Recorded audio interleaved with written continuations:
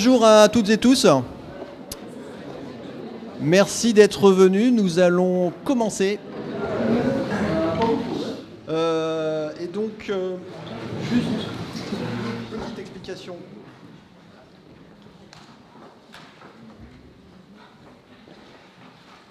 Donc la cérémonie se déroulera en deux parties. Une partie inauguration de l'amphithéâtre Jean Jouzel dans lequel vous vous trouvez.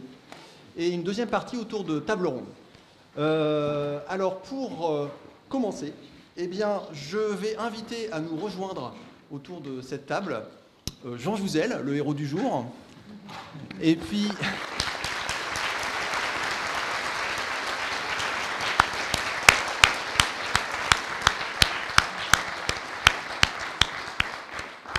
Madame Retailleau, la ministre de l'Enseignement supérieur et de la Recherche, et David Alice, le président de l'Université de Rennes.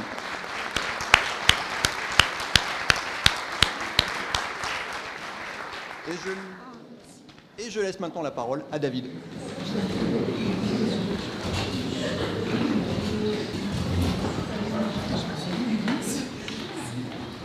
Bien, Madame la ministre de l'Enseignement supérieur et de la Recherche, chère Sylvie, nous étions avec la maire de Rennes, chère Nathalie,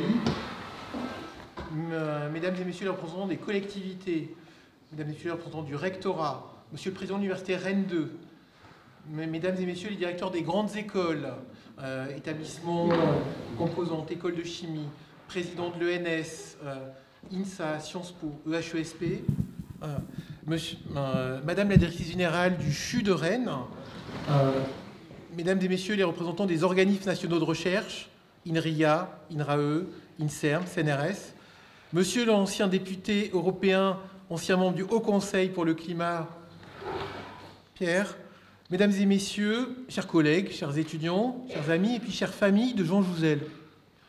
Écoutez, c'est avec beaucoup d'émotion que je suis là, ici, pour cette belle cérémonie.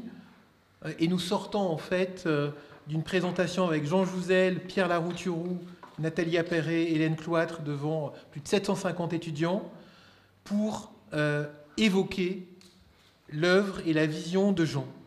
Et Jean est un grand scientifique, médaillé d'or du CNRS, ancien vice-président du GIEC, dont tout le monde connaît l'engagement. Mais dans ce mot d'introduction que je souhaitais faire, c'est aujourd'hui... D'ailleurs, Nathalie Appéré nous a dit que Jean était rennais. Alors, à la fois de Janzé et de Rennes, mais surtout un breton. Et c'est surtout l'ami de notre université que nous fêtons. Et c'est un honneur et un bonheur, Jean et Sylvie.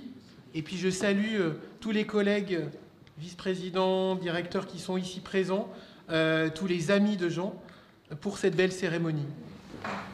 Jean a joué un rôle et joue un rôle majeur pour la recherche, la formation au service de l'habitabilité de la Terre, mettre la science au service de la société.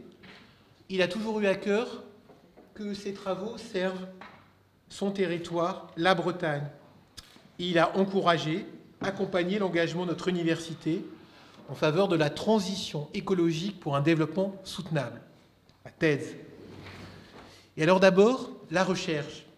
Parce que Jean a été le premier président du conseil de l'Observatoire des sciences de l'Université de Rennes, OSUR, que nous avons renommé en Observatoire des sciences de l'environnement, parce que nous voulions mettre le terme environnement au cœur. Et c'était un grand honneur qu'il nous a fait. Et je cite les directeurs qui se sont succédés et qui m'ont transmis ce message pour nous tous et pour vous, Jean. Ces avis ont été importants durant toutes ces années pour structurer cette grande maison de l'Observatoire. Il a particulièrement été sensible à la diversité des disciplines, à ce développement nécessaire de l'interdisciplinarité, conforter des collaborations entre géosciences, écologie, géographie, archéologie, physique, chimie, informatique, pour aborder les grands sujets relatifs aux effets des changements climatiques sur les écosystèmes et les paysages. Et cette thématique de la transition, elle est inséparable d'ailleurs de notre nouvelle université de Rennes. C'est ce qui nous a fédérés avec les grandes écoles que je salue et avec les organismes, l'université Rennes 2 aussi associée avec d'autres grandes écoles, autour de la transition.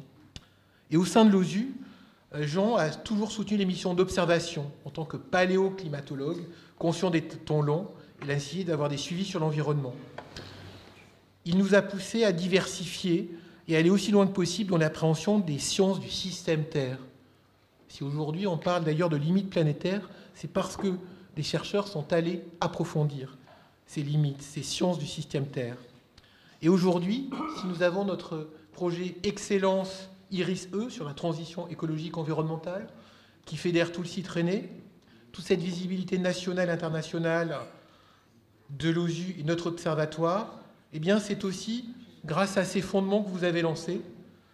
Et nous tenons à toujours souligner la grande disponibilité de Jean. Excusez-nous pour le retard, mais il y avait 40 étudiants qui le retenaient. Sa simplicité, sa curiosité et son incroyable capacité à fédérer les énergies et soutenir les nouvelles idées.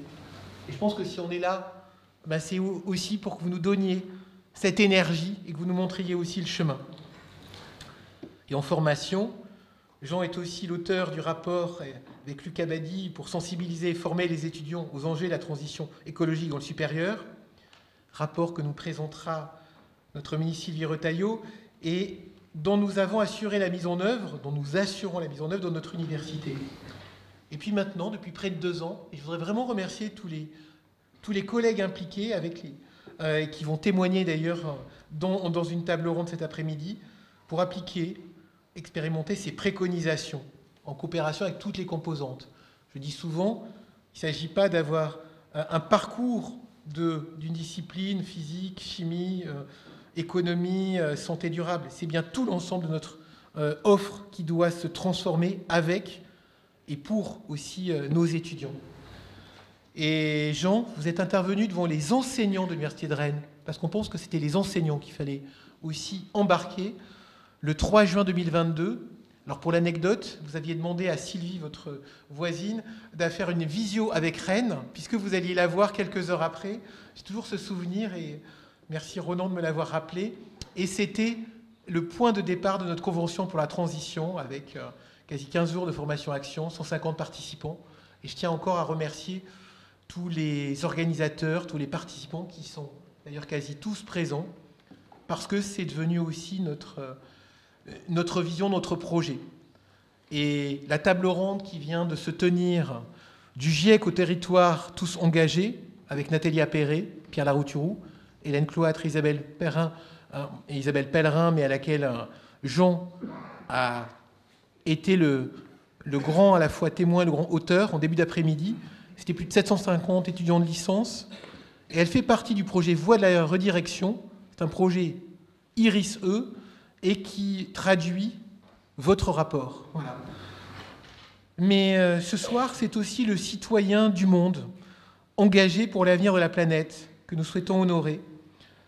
Parce que c'est votre combat pour prendre conscience et agir sur le changement climatique. C'était comprendre pour agir.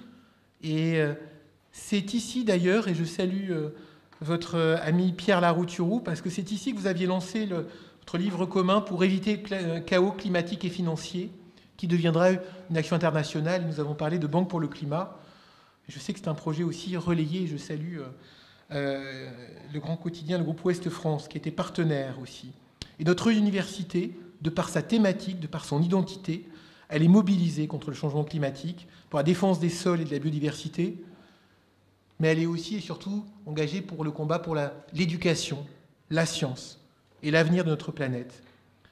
Et comme Jean Jouzel, nous défendons une certaine idée du monde, de la Bretagne, et Jean, vous êtes le symbole de la place des scientifiques dans le débat sociétal. Alors nous avions manifesté ensemble, disons tous les 3, mais nous étions des centaines, le 7 mars pour le Stand Up for Research. Et nous sommes nombreux à vous solliciter, Jean, à vous avoir adressé nos étudiants pour écouter aussi vos conférences, vos livres et échanger, parce que Jean est accessible, il a encore prouvé aujourd'hui. Et pour un homme aussi auréolé d'honneur scientifique, c'est une qualité rare. Et malgré, ou avec toutes vos lourdes responsabilités, vous avez toujours répondu aux étudiants qui vous interrogeaient. Vous êtes allé rencontrer les lycéens, et je salue les lycéens étudiants présents. Je sais que vous aimez revenir à Rennes et à Janzé. Et comme on m'a parlé de football, je sais que certains dans l'assistance se souviennent de l'équipe de foot qui vous entourait dans la remise pour la Légion d'honneur avec Nicolas Hulot dans la salle des fêtes de Janzé, pour la plus grande distinction nationale de l'ordre. Donc un grand scientifique, un homme engagé, un homme ouvert, proche de toutes et de tous, une belle humanité, enracinée dans les terres bretonnes que nous étudions et nous en défendons les eaux, les sols, la biodiversité et les cultures, dans cette belle Bretagne, qui se veut aussi un laboratoire des transitions, une terre d'explorateurs dont vous faites partie, et vous nous avez précédé en tant que scientifique, en tant qu'acteur engagé sur ces questions, et vous êtes une référence, l'ami et le guide, pour continuer à faire vivre les sciences de l'environnement, et pour la planète, pour cette habilité que nous souhaitons tous préserver. Et quand nous avons pris comme devise notre université, ensemble transformons le monde, et aussi ensemble prenons soin du monde. Et merci Jean Jouzel de continuer à nous montrer le chemin. Et je vais laisser maintenant, parce que c'est un moment de reconnaissance et de transmission, je crois que c'est la parole aux étudiantes et aux étudiants du lycée Chateaubriand, votre lycée, qui sont ici présents, et je les remercie de venir témoigner. Merci à vous.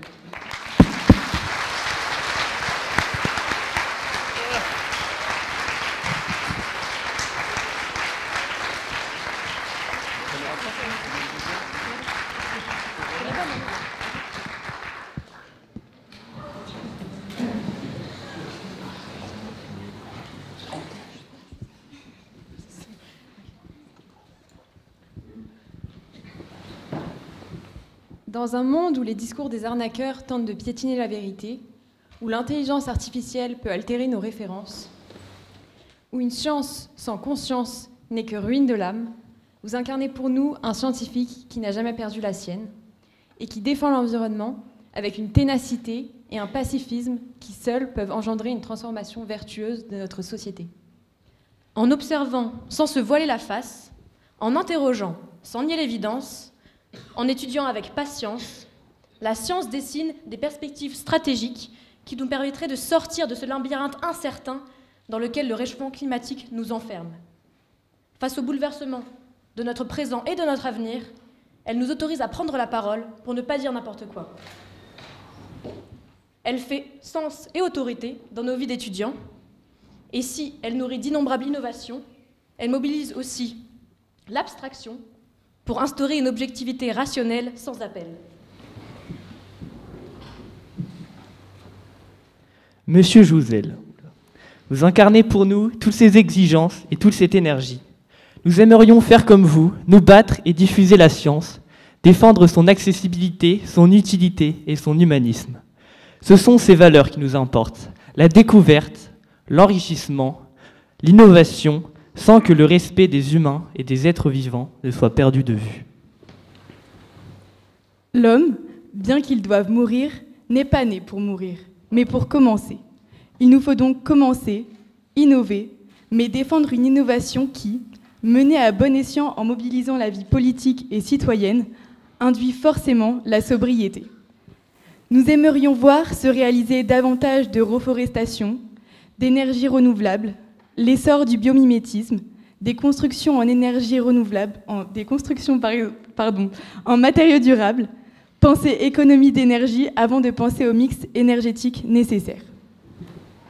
Finalement, la science est un langage universel qui dépasse les frontières. C'est un vecteur de partage avec lequel nous construisons le futur, avec lequel nous l'améliorons. Elle est pour nous une quête vivante qui, toujours, nous rappelle notre petitesse dans la grandeur de la nature. Et vous incarnez aussi pour nous cette nécessaire humilité. Et comme on n'est pas trop sérieux quand on a 19 ans, nous nous permettons de continuer cet hommage sur un ton un peu plus fantaisiste. Bonjour, je vous ai convié aujourd'hui... Pardon, j'ai oublié une partie. Donc, imaginez-vous sur un plateau télé. Bonjour, je vous ai convié aujourd'hui pour parler du GIEC. Mais d'abord, selon vous, que signifie cet acronyme ? J'avoue que je ne sais pas trop. Pour moi, ce sont des gens inconnus écrivant du charabia. Et puis, j'ai pas le temps, je ne me sens pas concernée, même si je sais que des résumés sont accessibles. Le déni, C'est confortable. Ah bah d'accord. Et vous, monsieur Patrick Pouyanné, PDG de Total? Ce n'est qu'une bande de gêneurs inutiles, énervants et collants, et ces scientifiques sont toujours là pour nous mettre des bâtons dans les roues et empêcher les affaires de tourner. Très bien, je vois qu'on va devoir clarifier certaines choses. N'importe quoi. Justement, GIEC, ça signifie des guerriers et guerrières indispensables pour enclencher le changement.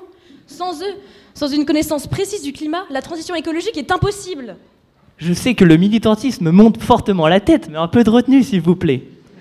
Je vois que le GIEC n'a pas la même signification pour tout le monde. En fait, GIEC signifie réellement Groupe d'experts intergouvernemental sur l'évolution du climat. C'est donc une instance regroupant des scientifiques du monde entier et de disciplines variées qui évalue régulièrement l'état des connaissances sur l'évolution du climat, ses causes, ses impacts, mais aussi bien sûr les solutions à mettre en place. Et ça mérite bien un prix Nobel de la paix, n'est-ce pas, monsieur Jouzel?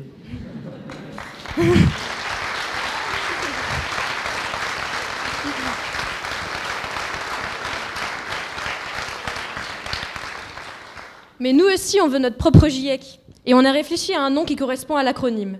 Une gigantesque implication des étudiants cool et conscients. Bon, on a rajouté un C.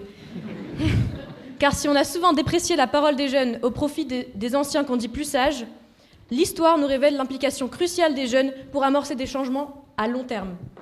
Car l'avenir leur appartient et sera toujours à construire, améliorer et protéger. Heureusement, nous avons aussi notre groupe de sages inspirants. Et le pape lui-même a reconnu dans son célèbre Laudato Si l'implication, la sensibilité écologique des jeunes et leur souci de créer un monde plus durable et plus juste. Alors, voici notre top 10 des figures écologiques inspirantes, parmi lesquelles, bien sûr, vous figurez. Il y a par exemple John Muir, Jane Goodall et Hayao Miyazaki qui nous reconnectent émotionnellement avec la merveille et l'espièglerie du vivant. Il y a Erin Brockovich et les associations de l'affaire du siècle, en défenseurs et défenseuses juridiques de l'environnement. Puis celles et ceux qui militent ou qui ont milité pour une agriculture plus responsable, avec par exemple Vandana Shiva, Rachel Carson ou encore Nicolas Legendre.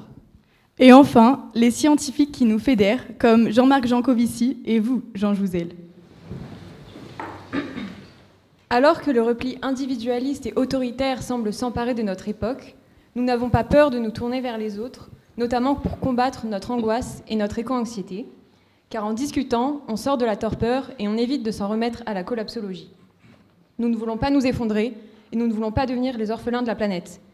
Et pour aider la planète, justement, on se dit qu'il faudrait avoir une équipe, un petit peu comme une équipe de sport, avec laquelle on veut lutter contre le réchauffement climatique. Et avec cet esprit de sport et de convivialité, de savoir que l'on n'est pas tout seul et qu'on ne va pas baisser les bras. C'est cet esprit d'équipe et d'interdisciplinarité qui apporte de l'espoir et le courage de s'investir. Vous-même, monsieur Jouzel, avez écrit des ouvrages sur l'urgence climatique en collaboration avec vos connaissances, vos collègues ou encore vos amis. Nous aussi, nous cherchons à nous investir à notre échelle. Par exemple, moi j'ai décidé d'arrêter l'avion.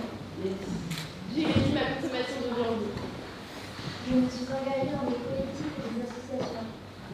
Je prends le vélo tous les jours. Au lieu de laisser mon argent en banque, je finance des projets en agroécologie. Moi, je suis animatrice de la fresque du climat pour sensibiliser les plus jeunes aux enjeux climatiques. Moi, je n'achète qu'en seconde main. Moi, je participe à des manifestations et des pétitions. Le principal est de réaliser le maximum de ces petites actions. Mais nous savons que des actions d'une plus grande ampleur sont absolument nécessaires. Avec un représentant iconique comme vous, Jean Jouzel, nous gardons espoir et continuons de croire au champ des possibles. Vous, en tant qu'éminent scientifique, faites le lien entre les chercheurs de terrain et les acteurs politiques afin de mettre en œuvre des solutions concrètes pour le changement. Et nous vous remercions tellement pour ça, pour être aussi le lien entre la voix de la jeunesse et les politiciens, pour nous donner un cap. Et pour conclure notre hommage, nous aimerions vous poser 2 questions. Comme nous sommes tous une équipe ici, accepteriez-vous d'être notre coach ? Et si vous aviez 5 innovations ou tactiques de jeu à nous proposer pour qu'on puisse les compter sur les doigts de la main, quelles seraient-elles ?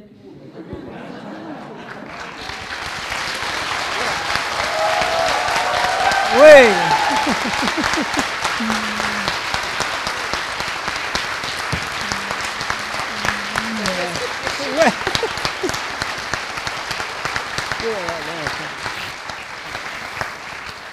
Non, alors merci beaucoup pour vos témoignages, c'est formidable. Et puis voilà, alors oui, bien sûr, j'accepterai d'être votre coach. Alors je vous salue d'abord tous et toutes quand même, et puis je remercierai Monsieur le Président, je remercierai, voilà, cher Dimitri également, l'Observatoire des sciences environnementales, vous tous et toutes. Hein. Mais vis-à-vis des jeunes, je suis vraiment très ému par votre témoignage. J'accepte d'être votre coach.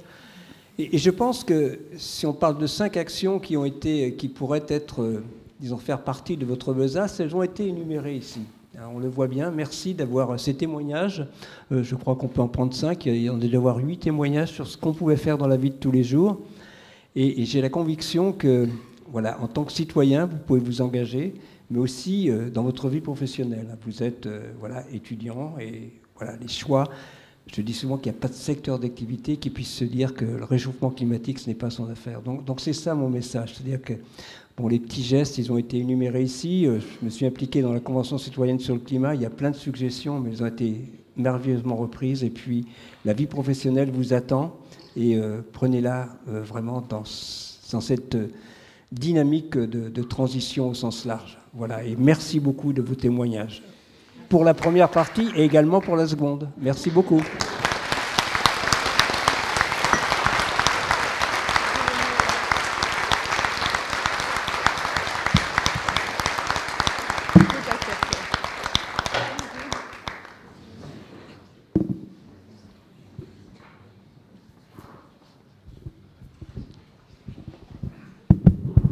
Et je vais donc maintenant inviter Madame Sylvie Retailleau, ministre de l'Enseignement supérieur de la Recherche, pour son hommage.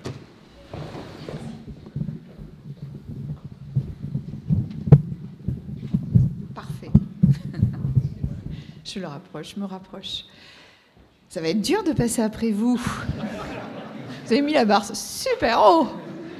Bon, vous allez m'aider, hein, parce que là, bravo. Je sais que ça a touché Jean, mais je crois que vous avez touché de façon très concrète beaucoup de monde. Merci beaucoup. Alors, mesdames et messieurs, en vos titres, grades et qualités, puisque Monsieur le Président a déjà salué tout le monde avec un protocole bien établi, donc je me permets, pour aller plus vite et rentrer dans le cœur du sujet, chers collègues, et puis peut-être surtout chers étudiants, chères étudiantes, chers tous, et évidemment, chers Jean. Alors déjà, j'ai mis vous dans le discours, mais je crois que je vais avoir beaucoup de mal. Donc je peux peut-être dire, permets-moi de prendre le tutoiement, parce que je crois que je n'irai pas au bout de mon discours en te disant vous. Et quel bonheur. Alors quel bonheur et quel honneur d'être aujourd'hui parmi vous ici, à Rennes, à l'université de Rennes. Alors pour moi, ça résonne doublement. Et pour inaugurer cet amphithéâtre qui va porter désormais ce nom, ton nom, de Jean Jouzel. Alors, je peux vous dire, ok, je suis ministre, j'étais ministre et tout, mais pour moi, c'est comme pour vous, c'est comme une petite fille. Me dire que aujourd'hui, j'ai un peu travaillé avec Jean, je vais en parler, avec beaucoup d'autres grands scientifiques. Moi, je suis physicienne, hein, je suis enseignant-chercheur en physique, mais c'est toujours un émerveillement, un honneur, et on apprend tellement en travaillant avec Jean Jouzel ou avec des gens comme Jean Jouzel, je vous confirme. Donc vous avez bien raison de lui demander d'être votre coach. Alors ce moment, c'est à la fois un moment solennel, toujours, et profondément chaleureux aussi. Et c'est ce qu'a voulu David, Monsieur le Président, et je crois que c'est à l'image déjà de Jean Jouzel. Nous célébrons ici, on le sait tous, non seulement un immense scientifique, j'y reviendrai, mais aussi un citoyen breton, engagé. Et ça aussi, c'est important. Et puis, vous l'avez dit, mais un homme dont la voix, qui a toujours été à la fois claire, mais aussi quelque chose qui est important aujourd'hui dans le monde au XXIe siècle et dans l'époque où l'on vit, c'est une voix claire et équilibrée, qui résonne bien au-delà des murs d'une université ou de toutes les universités ou écoles, et dont la trajectoire inspire, et on vient de le voir, des générations entières. Et ça, il y en a finalement très peu de personnes comme cela que l'on a la chance de pouvoir côtoyer et qui sont, et ce mot-là a été dit et redit, aussi accessibles, Jean, que toi. Et pour ça, déjà, merci. Alors Jean, c'est d'abord une histoire profondément ancrée dans cette terre bretonne, dans cette terre de Bretagne.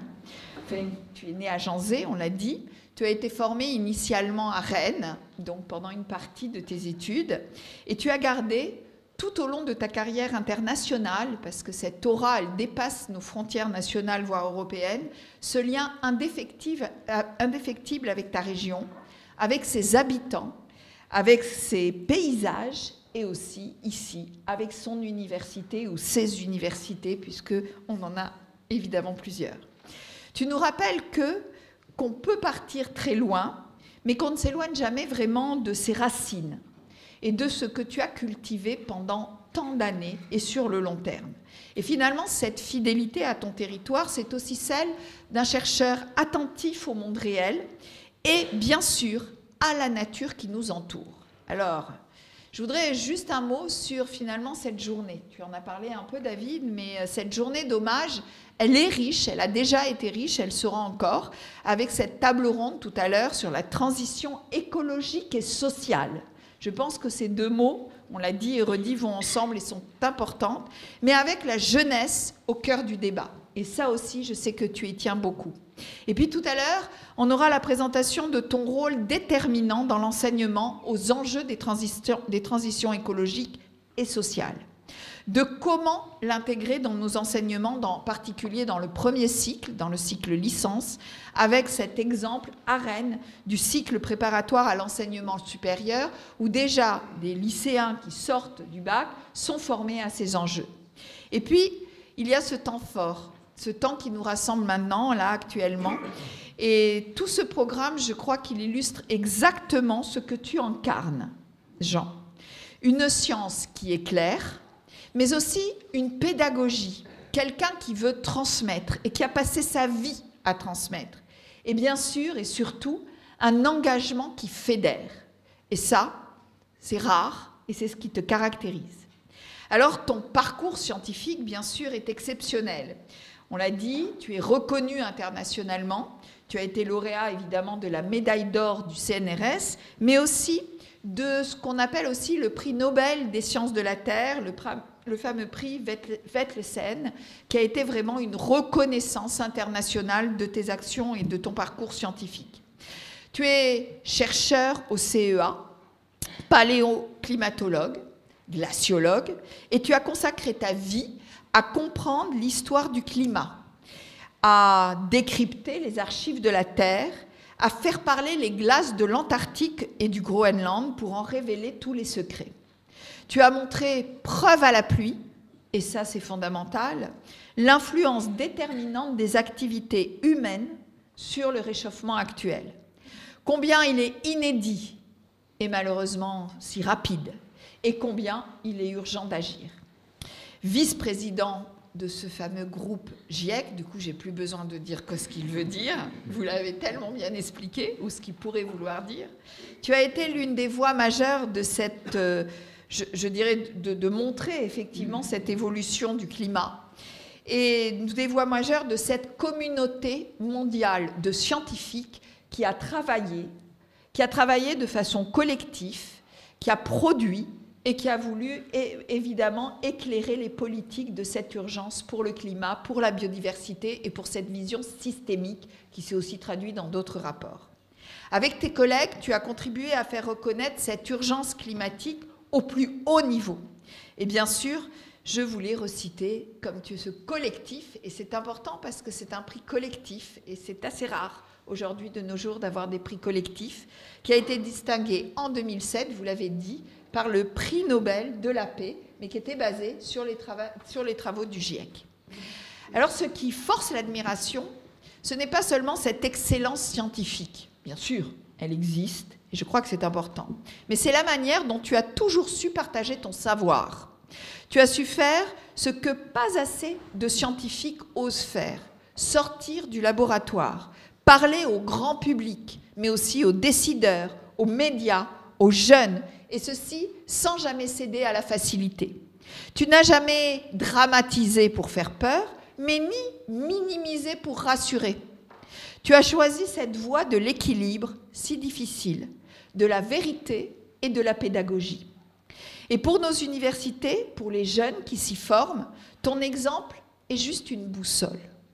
Tu incarnes la rigueur du chercheur, mais aussi l'humilité du pédagogue et bien sûr la responsabilité du citoyen. Tu rappelles que la science n'est pas une tour d'ivoire, mais c'est un levier d'abord pour comprendre et bien sûr pour anticiper et ensuite transformer le monde. Ton engagement ne s'est pas arrêté aux conférences scientifiques, absolument indispensables, mais souvent insuffisantes. Et avec Luc Abadie, on en a parlé, David l'a cité, tu as remis un rapport décisif, en particulier sur la formation aux enjeux de la transition, l'éducation, l'enseignement.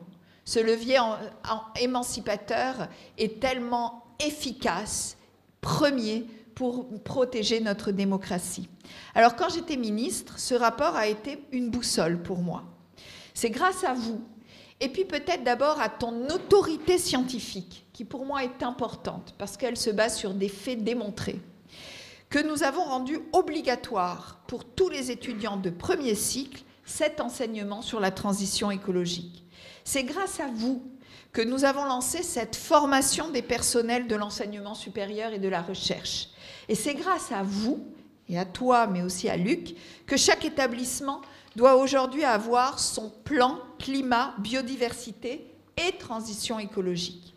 Alors ces mesures, eh bien pour moi, ce sont des traces concrètes de ton influence, Jean. Elles changent durablement, et je l'espère pour longtemps, et parce que portées par vous tous, l'enseignement supérieur et la recherche française. Alors il y a ici à Rennes une résonance particulière.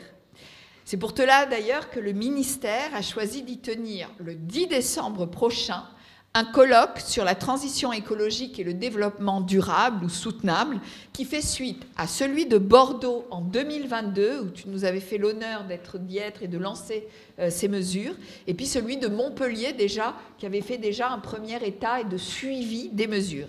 Et ce suivi des mesures, ces actions menées dans tous ces établissements sur les recommandations de ce rapport Jouzel-Abadie, ça sera fondamental de le faire sur le long terme. Parce que tu nous l'as suffisamment répété, il n'y a pas de baguette magique et ce sont des actions de long terme qui seront efficaces. Et puis, je voudrais aussi dire qu'ici à Rennes, ça a une résonance particulière parce que, cher David, ton action aussi à la tête de cette université s'inscrit dans la même vision. Tu as fait de Rennes une université à impact, tournée vers ces grandes transitions et en particulier, tu l'as dit tout à l'heure, celle de l'environnement, mais aussi du numérique et de la santé globale, mais l'environnement y a une place particulière. Tu as su mobiliser aussi toute la communauté, bien avant beaucoup d'autres. Et on a vu, en 2000, bien longtemps avant les autres, cette convention qui s'appelle l'Université 2030. Tu as porté ton projet Excellence IRIS-EI, qui met la recherche interdisciplinaire au service de cette transition environnementale.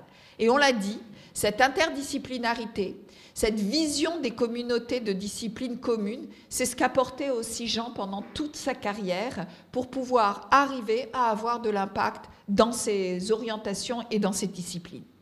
Jean Jouzel, donc le fait que l'Université de Rennes soit le lieu aujourd'hui où on inaugure un amphithéâtre qui s'appellera Jean Jouzel, finalement n'a rien d'un hasard.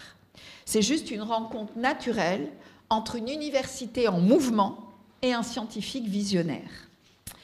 Et puis, ce message prend aussi une forme particulière dans le contexte actuel. En effet, tu l'as rappelé, un certain vendredi 7 mars dernier, nous étions ensemble, Jean, David et beaucoup d'entre vous, dans les rues de Rennes et partout en France, avec la communauté scientifique qui s'était mobilisée pour rappeler que la science est un pilier de la démocratie. Ce mouvement, c'était Stand Up for Science. Évidemment, il était né malheureusement aux États-Unis face aux attaques contre les vérités scientifiques depuis l'arrivée de Donald Trump, qui s'est étendue parfois à l'Europe et parfois à la France. Oui, la science est attaquée par des climato-sceptiques en particulier, mais aussi par des fausses informations, par des discours obscurantistes qui veulent faire passer une opinion pour des faits. Ces attaques fragilisent beaucoup nos sociétés, mais aussi nos institutions et puis surtout nos démocraties. Face à cela, Jean, tu nous montres aussi la voie continuer à parler, à expliquer inlassablement, à dialoguer et à rappeler que la science, non, ce n'est pas une croyance, mais une méthode, une démarche scientifique, qu'elle n'est pas une option, non, mais une nécessité pour éclairer nos choix collectifs. Et ce mot collectif, tu le portes haut et fort. Alors ce nouvel amphithéâtre aujourd'hui qui porte ton nom, c'est bien plus qu'une plaque commémorative qu'on va dévoiler. C'est un symbole. Chaque étudiant qui maintenant rentrera ici saura qu'il trouve dans ce lieu, qui porte l'héritage d'un chercheur, d'un pédagogue et d'un citoyen engagé.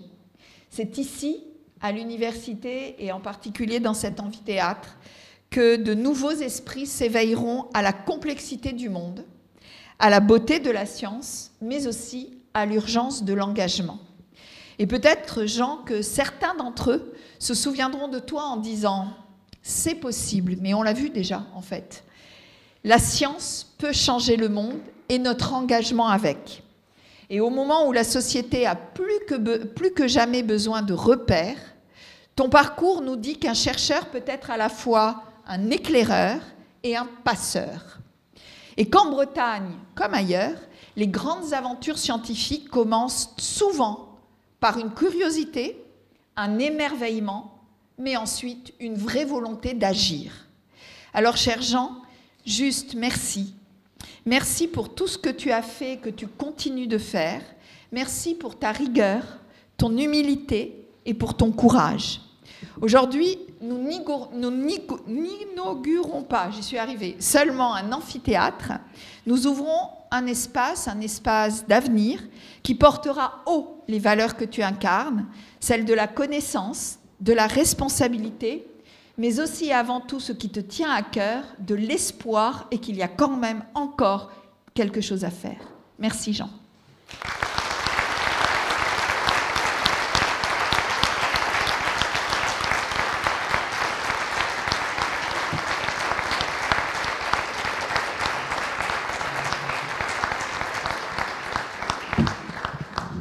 Alors nous allons procéder au dévoilement de la plaque qui restera dans cet amphithéâtre. Vous pourrez aussi noter en sortant que lorsque les étudiants rentrent dans cet amphithéâtre, il y a un message de Jean. Et je vous encourage à le lire, il est extrêmement inspirant. Eh bien, voilà, improvisation totale, allons-y.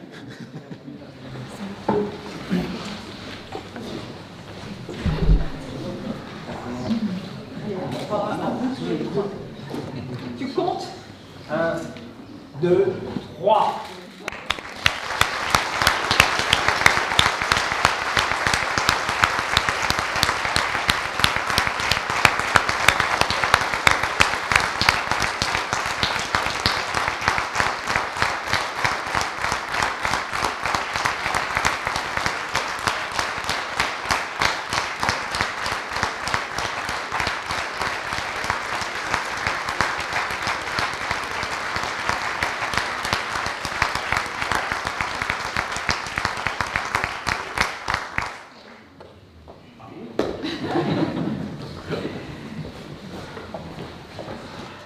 Beaucoup d'émotions, bien sûr.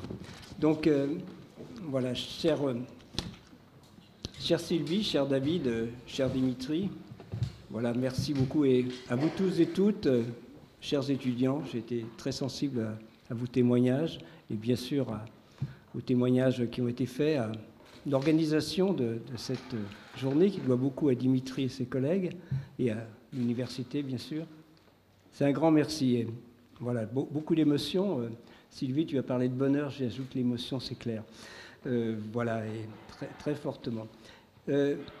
Voilà, effectivement, vous, en entrant dans cet amphithéâtre, bon, j'ai admiré déjà cette plaque. Notre optimisme dépasse notre inquiétude. Si le réalisme de l'instant nous effraie, il ne faut pas perdre de vue la solidarité que nous sommes capables de mettre en œuvre. Engagez-vous. Alors, je crois que ce « engagez-vous » m'invite à parler de mes propres engagements. C'est ce que je vais essayer de faire dans quelques minutes. Alors, mes engagements de scientifique, tout d'abord. Bon, je me suis intéressé à la reconstruction, ça a été dit, des variations passées de notre climat, à partir des glaces de l'Antarctique, du Groenland, en fait, de leur analyse isotopique, parce que la glace, c'est de l'eau, mais l'analyse isotopique, donc en hydrogène lourd, en oxygène lourd, nous apporte beaucoup d'informations sur les climats passés. Donc au cœur de cette activité, il y a vraiment ma conviction qu'une meilleure connaissance des variations passées du climat donne accès à des informations pertinentes vis-à-vis de son évolution future. C'est toujours ce qui m'a conduit tout au long de ma carrière. Je ne suis pas le seul, mais disons, connaître les climats du passé, c'est important, mais disons, en extraire des informations pertinentes vis-à-vis du climat du futur l'est évidemment. Le premier exemple, il a déjà été cité, donc grâce à mes collègues grenoblois, Claude Lorius, son équipe, Jean-Marc Barnola, Dominique Reynaud, Jérôme Chaplas, ce sont les premiers dans les années 80 à être en mesure d'analyser la composition en gaz carbonique et en méthane des petites bulles d'air contenues dans les glaces polaires. Nos collègues soviétiques à l'époque sont les premiers à avoir un forage qui couvre l'ensemble de la dernière période interglaciaire. Donc les analyses que nous faisons à Saclay nous permettent de reconstituer les climats, d'abord sur 160 000 ans. Et là, eh bien, ce lien très clair entre effet de serre et climat apparaît. C'est la première fois qu'il est... Bon, on en parlait de façon théorique, je dirais, mais c'est la première fois qu'il est mis en évidence sur notre planète. Voilà, ensuite, ça a été les 400 000 ans. Donc, ce forage de Vostok s'est poursuivi jusqu'à la fin des années 90. Nous avons couvert 400 000 ans. Puis 800 000 ans, le projet européen au Dôme C. Et c'est assez formidable parce que mes collègues plus jeunes, alors je ne suis pas directement impliqué, mais ça m'intéresse évidemment, ont désormais accès à un nouveau forage qui leur permettra de doubler la mise, puisqu'ils vont dépasser probablement les 1 500 000 ans. C'est vraiment formidable. Alors, c'est un premier exemple, disons, ce lien entre climat et effet de serre, de pertinence de nos recherches paléoclimatiques vis-à-vis de l'évolution future de notre climat. Un second exemple, c'est effectivement l'existence de variations climatiques rapides. Ça, ce sont les glaces du Groenland cette fois. Donc, j'ai eu la chance de participer, là, je vois, donc, à pas mal de travail sur le terrain. Où on montre l'existence de variations climatiques extrêmement rapides, ce qu'on n'anticipait pas du tout. C'est très clair. Quand je suis arrivé sur les bancs d'université, on nous disait que le climat avait certes changé, d'ailleurs ça avait été dur à accepter pour certains, mais de façon assez lente. Et en fait, on voit qu'il peut varier de façon très rapide. Et c'est important pour, bien sûr, parce que ça remet on évoque le Gulf Stream dans ces variations rapides du climat, et bon, c'est quand même quelque chose d'assez important pour notre Bretagne, puisque ça nous amène beaucoup de bienfaits, le Gulf Stream. Mais voilà, donc, mais ne nous inquiétons quand même pas trop, au moins d'ici la fin du siècle. Mais au-delà, la question se pose d'une stabilité de notre climat dans un contexte de réchauffement climatique. Mais pour le moment, ce n'est pas à l'ordre du jour. Point important aussi, c'est qu'une modification du Gulf Stream ne signifierait pas du tout un retour à l'ère glaciaire, évoqué par certains, par exemple dans le film Catastrophe le jour d'après. Non, il n'y a aucun risque là. Disons, il pourrait y avoir de l'instabilité du climat, mais pas du tout de retour à l'ère glaciaire. Les 400 000 ans du forage de Vostok sont à l'origine de la médaille d'or du CNRS que j'ai reçue avec Claude Lorius, c'était en 2002. Les 800 000 ans du forage européen m'ont en 2012 valu le prix Vetlesen, ça a été cité, alors je l'ai partagé c'est un prix américain, je l'ai partagé avec une scientifique américaine, Suzanne Solomon, spécialiste de l'ozone. Et disons, voilà, il y a une citation évidemment qui est liée à cette remise de prix, à ce prix. Dans le cadre de la plus longue reconstitution climatique jamais réalisée à partir de carottes de glace, Jean Jouzel a, dans une étude de 2007 publiée dans la revue Science, cartographié les températures en Antarctique au cours des 800 000 dernières années sur 8 périodes glaciaires consécutives. Mais ce qui a retenu mon attention, c'est la seconde partie de la citation, et qui m'a d'ailleurs beaucoup étonné. Il a également joué un rôle de premier plan dans la sensibilisation du public aux changements d'origine humaine. Et ça, c'est, disons, des scientifiques américains qui ont bien sûr mis en place cette citation. Donc, voilà, ce rôle de lanceur d'alerte est reconnu à travers ce prix Vetlesen, et c'est tout aussi important, je crois, qu'effectivement l'aspect lié directement à la reconstitution du climat. Donc, lanceur d'alerte, c'est une autre forme d'engagement, alerter sur l'urgence climatique. Je m'y suis impliqué de façon délibérée, car effectivement, et Sylvie, tu l'as mentionné, j'ai vraiment la conviction que nous, scientifiques, ne devons pas rester dans notre tour d'ivoire. J'ai cette conviction depuis le début, depuis le début de ma carrière de chercheur. Voilà. Au contraire, publier des articles ou des ouvrages scientifiques qui est évidemment au cœur de notre mission, c'est ce que nous devons faire, mais il est tout autant de notre rôle d'en faire état.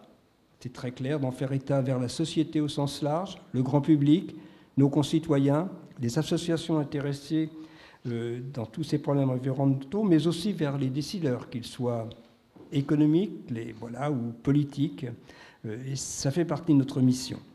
Voilà, donc dans le cas des recherches sur le climat, nous bénéficions, c'est peut-être plus facile que dans d'autres cas, d'une mise à jour régulière, grâce à justement ces rapports du GIEC qui ont été largement cités, qui nous permettent de mettre, disons, on a une connaissance très large grâce à ces rapports du GIEC de l'état des connaissances, de tout ce qui touche au climat, des causes, des conséquences, des solutions à mettre en œuvre. Et j'y ai contribué pendant une vingtaine d'années et je veux dire que je pense que depuis les années 80, j'ai donné probablement près de 3000 conférences, peut-être plus, et en m'appuyant bien sûr sur mes propres travaux, ceux de mes collègues, mais aussi très largement sur les rapports du GIEC et d'autres rapports sur le climat. Donc ça a été très important pour moi, ces rapports du GIEC, et je continue également j'irai par exemple à la COP à Belém cette année, donc à m'intéresser aux aspects plus politiques de ces décisions. En fait, ça n'avance pas assez vite, mais moi je le dirais quand même, il y a des choses qui se font. Alors je me suis investi devant différents types de publics, avec je crois le même fil conducteur. La certitude que nos activités sont à l'origine des réchauffements climatiques aux conséquences potentiellement désastreuses, et ça je le dis depuis mes premières interviews, depuis mes premiers témoignages, aux premiers, articles tournés vers le grand public, mais qu'il existe des solutions qui permettraient d'en prendre la mesure. Et de rappeler l'urgence de l'action et le fait que celle-ci ne sera efficace que si elle s'appuie sur un monde, et ça c'est tout dit, où la solidarité serait au rendez-vous. Et nous en manquons énormément. Je rappelle aussi souvent que la première conséquence de ce réchauffement, c'est le risque d'accroissement des inégalités. En fait, solidarité, équité, mais aussi sobriété, sont les notions autour desquelles peut efficacement s'organiser la lutte contre le réchauffement climatique. Je me limiterai à évoquer deux types de publics vers lesquels je répète, et ce depuis une quarantaine d'années, au début la nécessité et désormais l'urgence absolue d'agir. Vers les décideurs politiques, oui Pierre, je te regarde, oui. Depuis le début des années 2000, j'ai eu la chance d'être assez souvent sollicité par des hommes et femmes politiques au niveau national et aussi à celui des collectivités. J'ai généralement accepté car je pense là aussi qu'il est notre rôle de répondre à ce type de sollicitation et de mettre ainsi notre expertise au service des politiques publiques. Mission parlementaire sur l'effet de serre, Grenelle de l'environnement, débat sur l'énergie, Conseil économique, social et environnemental sont autant d'initiatives dans lesquelles je me suis impliqué au titre d'expert. Je suis allé au-delà de l'expertise avec des engagements un peu plus politiques. Avec Pierre Laroutourou, ici, donc nous avons lancé le pacte finance-climat avec un slogan, et là, je cite Ouest France, merci d'être là, François-Xavier. Je ne sais pas, c'est peut-être pas la citation exacte, mais en gros, c'était on a mis 1000 milliards pour sauver les banques, on peut mettre 1000 milliards pour sauver le climat. Ça, c'était, je crois, en 2017, François-Xavier. Ou plus récemment, aux côtés d'Anne Hidalgo, lors de la campagne pour la mairie de Paris. Donc ces engagements sont aussi, j'y attache aussi beaucoup d'importance. Alors, engagement vers vous, les jeunes, donc je pourrais, voilà, à titre d'exemple, puisque vous en faites, je crois que vous y êtes impliqués, donc une conférence que j'ai faite en février 2023 au lycée Chateaubriand dans le cadre du CPES. Alors, donc, c'est un cycle pluridisciplinaire d'études supérieures, donc vous, c'est dans les aspects sciences, sur la société. Donc, je salue Pascal, parce que je crois que l'école est aussi l'ENS, tu es associé, donc c'est l'ENS, le lycée Chateaubriand et l'université. Voilà, donc Pascal Moniol, directeur de l'école normale supérieure de l'ENS ici. Donc, c'est une très belle initiative qui sont vraiment, c'est de vous permettre de maîtriser la complexité de l'impact des sociétés sur leurs environnements. Mais à Rennes, il y a j'ai fait de nombreuses conférences. J'ai été dans beaucoup de lycées, Châteaubriand. J'ai été en Châteaubriand, voilà, il y a plus de 60 ans que j'ai quitté Châteaubriand, comme en 64, 63-64. L'Assomption, c'était un peu avant, mais j'ai fait des conférences depuis, évidemment, à Châteaubriand, l'Assomption, Saint-Martin, Saint-Vincent et beaucoup d'autres endroits et d'enseignement, disons, de nombreux établissements d'enseignement supérieur à Rennes. À chaque fois, je rappelle que vous, les jeunes, vous êtes doublement concernés par le réchauffement climatique. Vous êtes concernés par l'inaction, car si nous ne redressons pas la barre, le réchauffement atteindrait 3 degrés à l'échelle planétaire, 4 dans notre pays, car nous avons cette amplification liée à, disons, on dit continental, le réchauffement est plus important sur les continents que sur l'océan. Et le GIEC est clair, ce serait une menace pour notre humanité et pour la santé de notre planète, en fait, pour la nature qui nous entoure. Vous êtes aussi, donc vous êtes concernés par l'inaction. Les véritables conséquences du réchauffement climatique, ce sera après 2050, c'est très clair. Vous êtes aussi concernés par l'action. Vous êtes déjà ou allez rentrer dans votre vie professionnelle et c'est maintenant qu'il faut agir. Il n'y a pas de secteur d'activité, je le répète, qui puisse dire le réchauffement, ce n'est pas mon affaire. J'en suis convaincu, quel que soit votre choix, eh bien, vous pourrez vous engager dans cette lutte pour la protection de notre climat, de la nature qui nous entoure et plus généralement de notre environnement. Cette conviction du rôle clé de la jeunesse et de l'éducation m'a conduit d'ailleurs avec grand plaisir, je dois le dire.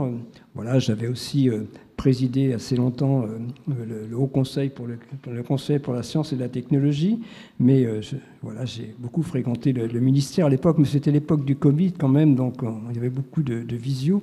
Donc j'ai accepté fin 2019 la proposition que m'a transmise Frédéric Vidal de présider un groupe d'experts dont la mission était un groupe de travail plutôt, la mission était de lui remettre un rapport sur la sensibilisation et la formation aux enjeux de la transition écologique et du développement durable dans l'enseignement supérieur. Un rapporteur, tu l'as dit, très impliqué, Luc Abadi, un travail remarquable, un groupe de travail très efficace malgré les difficultés liées au Covid. Et 2 ans et quelques mois plus tard, on a remis 2 rapports. L'année suivante, moins d'1 an après, un premier rapport. Il nous a été demandé de préciser la mise en œuvre des conclusions du premier rapport. C'est l'objet du second rapport que nous avons remis en février 2022 à Frédéric Vidal. Tu es arrivé au ministère quelques mois après et c'est toi qui as repris. Et donc cette conférence de Bordeaux, Sylvie, que tu as mentionnée, a été, on peut le dire, le point de départ de la mise en œuvre de ce rapport. Et je suis très heureux que, disons, cette initiative... Bien, c'est vraiment un rapport qui n'est pas resté dans les tiroirs. Cette initiative, alors, prend forme, je l'ai dit quelques fois, elles ont été prises en compte, au moins par une partie des établissements, pas tous encore. Bon, la dynamique qui s'est alors mise en cause a aussi contribué à la concrétisation, disons par Talisnat Kerini, avec lequel nous avions interagi, et toi aussi, du programme de formation et de sensibilisation dans la fonction publique et dans la haute fonction publique. Disons, l'idée était là, mais...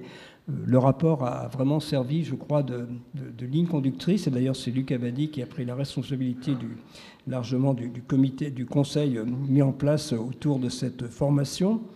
Bon, dans l'enseignement supérieur, il y a beaucoup à faire, mais clairement, je le redis, ce rapport n'est pas resté lettre morte. Merci beaucoup. Je t'en remercie, Sylvie, ainsi que l'Université de Rennes, qui, en la matière, a été pionnière. Merci, David, et merci à vous tous. Merci bien sûr à l'Observatoire. Elle reste exemplaire, comme cela nous a été dit, et je crois va nous être dit, Tanguy, disons dans la prochaine table ronde. C'est très clair. Et je comprends aussi que ma contribution à ce rapport est pour beaucoup dans l'inauguration qui nous réunit aujourd'hui. Je suis vraiment très ému que cet hommage que vous vous rendez, merci cher Président, et à vous tous et toutes de l'Observatoire, et bien sûr de l'Observatoire également de l'environnement de Rennes, auquel je reste très attaché, et de votre université pour ce témoignage qui, au-delà de mon nom, s'adresse à tous ceux et celles qui sont soucieux de l'avenir de notre planète. Un grand merci et beaucoup d'émotion.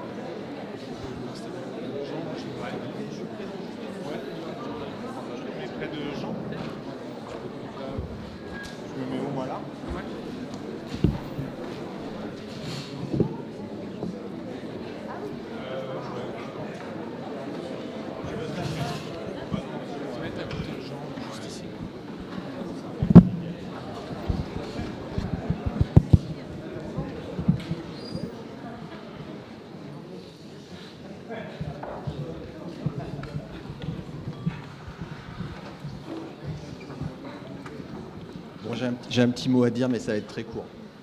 En fait, c'est vraiment... Cher Jean, il est où? Là-bas derrière. Ah, voilà. Je voulais juste dire quelques mots parce que, franchement, vous avoir rencontré pour préparer ce moment, ça a été une grande émotion pour moi. Et j'avais juste quelques mots à dire. Et... ah bah, voilà.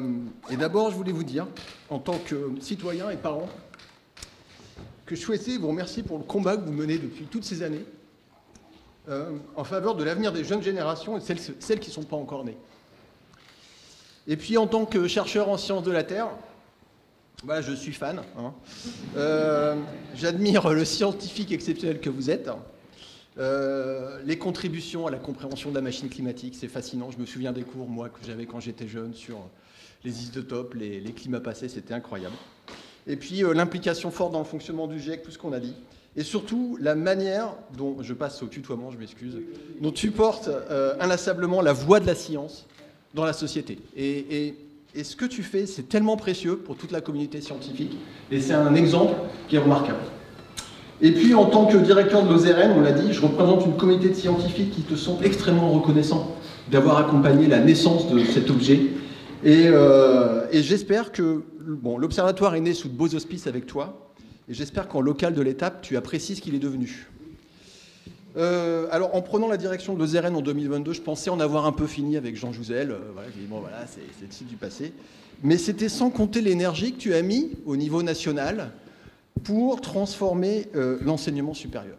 Et c'est un peu de ça dont on va parler. Et via ce biais, l'OSRN s'est retrouvé impliqué dans de nouveaux projets à cause de Jean Jouzel. Alors, bon, on en a déjà parlé, 2022, c'est l'année de la publication du rapport, qui devrait apparaître sous peu. Voilà, on va faire ça après. Et je voudrais, et il y avait de nombreuses recommandations, et tu en as parlé rapidement, je voudrais vraiment évoquer l'opération nationale de formation des cadres de la fonction publique à la transition écologique qui a été pilotée au niveau scientifique par Luc Abadi. Parce que c'est une opération qui avait une vraie ambition de transformation de l'État. Et c'est ce genre de choses dont on ne se rend pas compte, on n'a pas beaucoup forcément d'écho, mais dont l'impact dans la société est quand même assez incroyable. Et l'OSRN a été un maillon à son échelle du dispositif national piloté par le CNRS, ayant pour responsabilité le déploiement des conférences dans le Grand Ouest en mobilisant les scientifiques travaillant sur la triple crise du climat, de la biodiversité et des ressources naturelles.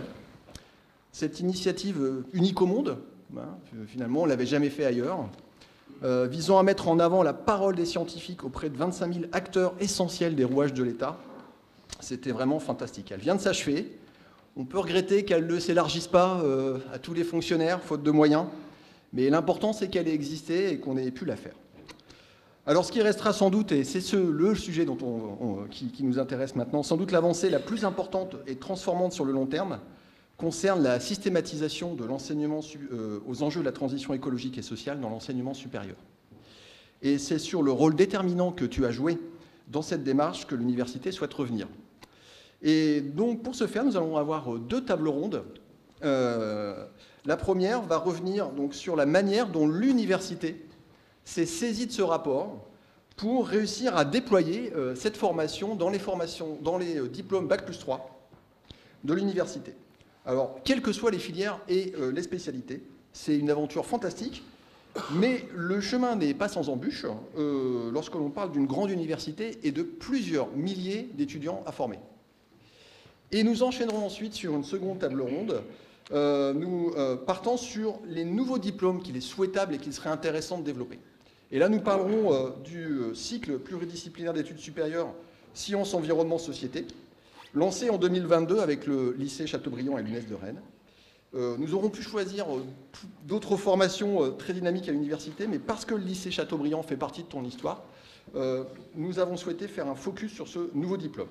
Alors j'en profite pour remercier les étudiants de deuxième année pour cette prestation incroyable, et Sylvie Nel, qui est leur enseignante en humanité, qu'on écoutera tout à l'heure dans la table ronde, qui les a encadrés dans la préparation de cette intervention depuis 3 mois. Merci beaucoup Sylvie.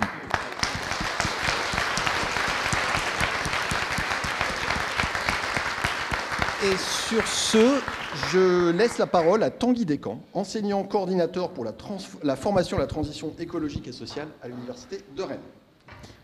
Merci Dimitri, bonjour à toutes et tous. Et donc, sans transition, on va commencer avec notre premier temps d'échange autour de l'intégration de la formation à la transition écologique dans l'ensemble des formations Bac+3 à l'Université de Rennes. Jean Jouzel, vous avez parlé déjà un petit peu dans votre discours de la manière dont s'était passée l'écriture de ce rapport Jouzel-Abadi. Donc ce que je vous propose, c'est de revenir sur ce qui va être dit dans cette table ronde et de rebondir sur ce que vont nous dire notamment Cécile Lecomte, qui est vice-présidente formation de l'Université de Rennes, Ronan Lecornec, notamment responsable du groupe de travail formation sur l'intégration des TES, et puis Margot Simon, ancienne étudiante de licence à l'IPAG, l'Institut de préparation à l'agrégation générale, qui a suivi ces cours-là et qui va nous partager son expérience. Je voulais d'abord commencer avec toi, Cécile, pour savoir comment est-ce que le rapport Jouzel-Abadi il est venu s'articuler à une dynamique qui était déjà présente à l'Université de Rennes. Oui, merci Tanguy. Bonjour à toutes et tous. Alors effectivement, à l'Université de Rennes, on avait déjà un terreau assez favorable. Nous avions déjà un engagement politique fort du président Alice, qui dès 2018 a signé, c'était un peu le départ là, a signé le manifeste pour un réveil écologique. C'était donc des étudiants, des jeunes qui réclamaient une formation aux transitions pour tous. Ça, c'était le point de départ, donc déjà un engagement local, un engagement politique local important. Le président nous a donné un cadrage. Il s'agissait de former tous nos étudiants de licence, déjà. Et c'est ce qui a été engagé grâce à...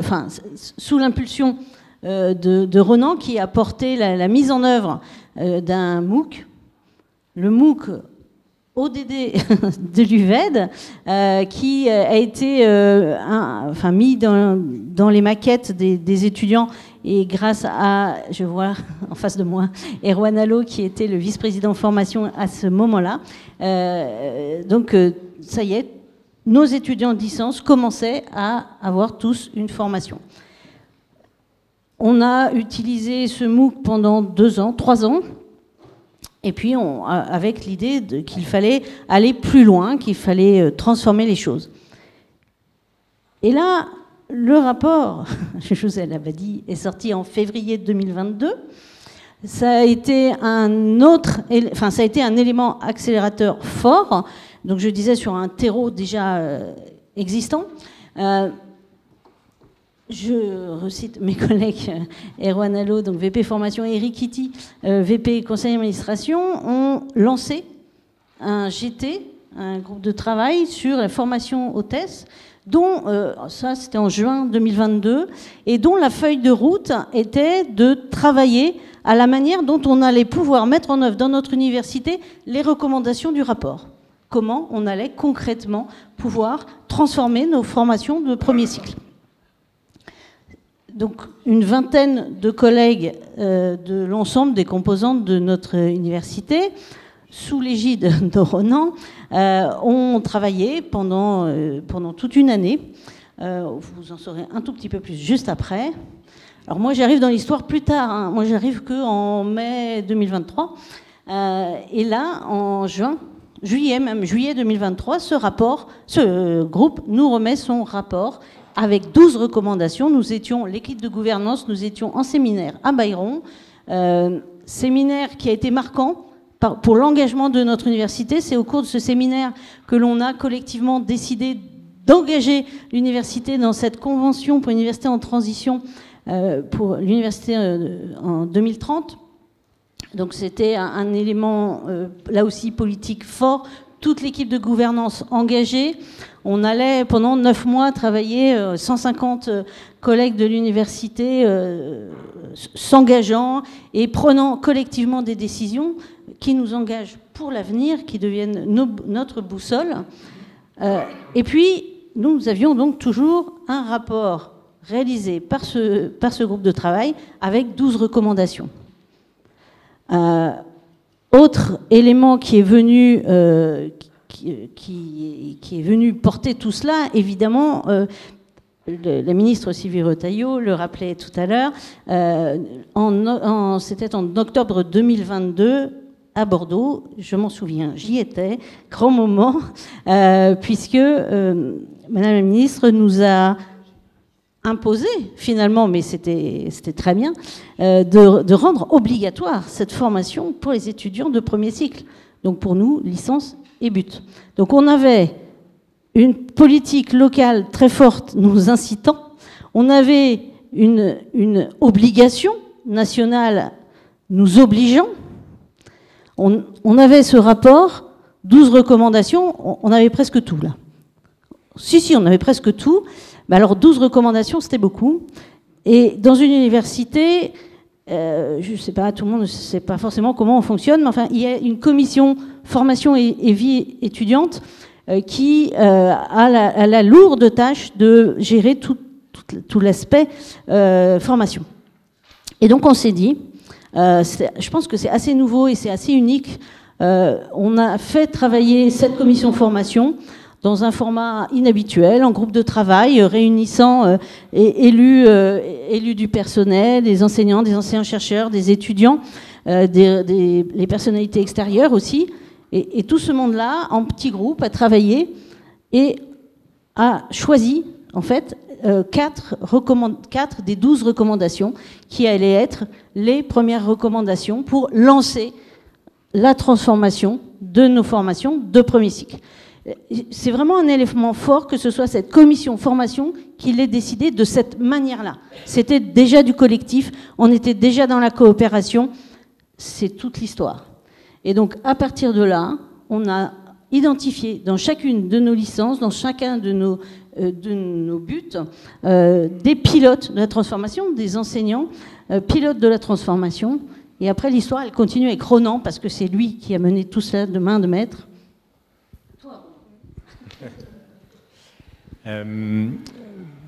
Merci Cécile. Alors,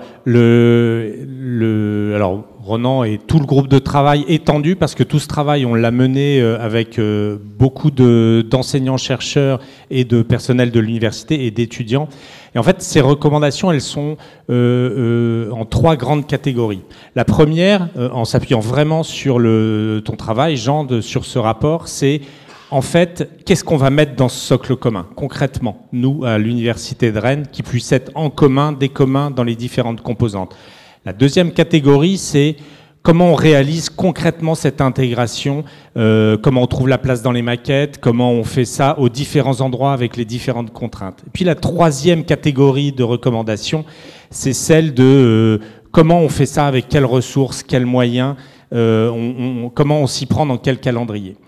Donc sur le quoi, on a travaillé ensemble aussi en se refondant sur les savoirs aussi et la production des savoirs académiques sur 4 grands référentiels que sont le Green Comp, le socle commun produit par UVED, qui a été reconnu pôle national transition écologique pour un développement soutenable, le manuel de la grande transition et le guide des compétences des DRS qui avait été produit par la CPU et la CGE.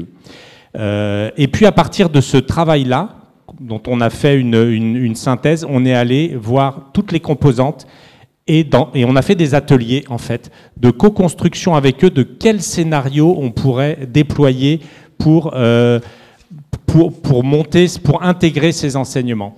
Et en fait, on l'a vu aussi sur la table ronde, et je pense que c'est des mots qui ont beaucoup résonné tout au long de l'après-midi, c'est le mot engagement. C'était pas non plus juste faire une formation, se former, et après on fait quoi. Et du coup, on a décidé de s'accorder, en fait, sur le fait qu'on allait proposer 6 grandes étapes dans toutes les disciplines et dans toutes les composantes pour déployer ce socle. Ces 6 étapes, c'est la première, on s'appuie sur les savoirs académiques, scientifiques, sur le constat. C'est important de se partager la hauteur des enjeux, l'urgence, l'ampleur et le caractère systémique et global de la situation. Et qu'il n'y a pas de réponse simple à une problématique complexe. Ça, c'est important de poser ce débat-là partout sur l'implémentation du socle. La deuxième, c'est, on l'a vu aussi tout à l'heure avec la présentation en quelques temps avec toi, Jean, et Pierre dans l'amphi tout à l'heure, le constat, il est glaçant quand même, quand on le regarde de façon assez pragmatique et lucide. Du coup, c'est comment on perd pas espoir. Comment les étudiants qui sont en face de ça, ils perdent pas espoir tout de suite de se dire « Waouh, il n'y a plus rien à faire ». Et donc ça, c'est donner tout de suite des éclairages sur... Il y a des gens qui font des choses, c'est possible d'agir, il y a des voies de passage qui existent. Ça, c'est la deuxième étape. La troisième, c'est « Et moi, d'accord, il y a des gens qui font des trucs, mais moi, concrètement, je peux faire quoi, en fait ?» Parce que ça, c'est des gens très inspirants. Et moi, typiquement, c'est mort pour être médaille d'or du CNRS. Je sais, je ne suis même pas au CNRS. mais du coup, c'est comment les jeunes peuvent avoir se projeter, en fait, dans l'action. La quatrième étape, c'est pour faire ça, il faut être accompagné, il ne faut pas être tout seul, il faut trouver des moyens et du pair à pair pour passer à l'action. Et puis le passage à l'action, c'est comment je peux le faire à mon échelle, sur mon campus, dans ma ville. Et puis la cinquième, c'est une fois que j'ai commencé à faire ça, comment je conscientise ma progression et comment je la partage avec d'autres. Ça, c'est les 6 étapes qu'on a posées. Et du coup, on est allé revoir toutes les composantes avec ça pour dire comment on pourrait faire ça en médecine, comment on pourrait faire ça en pharma, en école d'ingé, en droit. Donc c'est un travail qui est long, qui est beaucoup plus long que de monter un cours, en fait. Mais là, c'était intéressant parce qu'on a collecté plein de freins, plein de peurs, mais aussi plein d'idées, en fait, plein de choses qui se font déjà à ces différents endroits. Et très concrètement, on a essayé d'outiller chacune de ces étapes pour les donner dans les communs. Typiquement, sur la prise de conscience, on a réussi à recruter Tanguy pour notamment faire l'enseignement de ces cours sur les ordres de grandeur, sur la compréhension des grands enjeux. On a aussi créé l'événement tel que vous l'avez vu, les voies de la redirection. Typiquement, une table ronde comme celle qui a eu lieu tout à l'heure, il y avait 700 étudiants. Et là, ça fait partie aussi en écoutant des scientifiques comme Jean Jouzel, et de montrer en quoi ça résonne très concrètement dans un territoire, et sur une mise en action, et vous l'avez vu, ça fait partie du socle commun. C'est-à-dire que les étudiants qui étaient là, c'est dans leur maquette pédagogique. Pour la deuxième partie, sur le c'est possible, comment on met du c'est possible dans les maquettes, et là, dès le début, on s'est dit, il faut qu'on fasse un partenariat avec et pour les jeunes. Et du coup, c'était aussi cette idée, depuis 3 ans, de travailler avec Arthur et Hélène de Séisme, avec nos futurs, de se dire ces engagements-là, le fait de pouvoir aller s'orienter, trouver du sens sur des forums de métiers à impact, ça doit être dans les maquettes. C'est pas en plus, c'est dedans, de pouvoir aller sur ces dispositifs-là. Pour le passage à l'action, en fait, il y a plein d'endroits où il se passe plein de choses. Et du coup, c'était de pouvoir identifier aussi les UE projets, les stages, les challenges qui ont lieu à plein d'endroits dans l'université, de les repérer et de se dire, en fait, là, il y a des productions d'étudiants, souvent, qui sont remarquables, qui sont de qualité, mais qu'est-ce qu'on en fait après?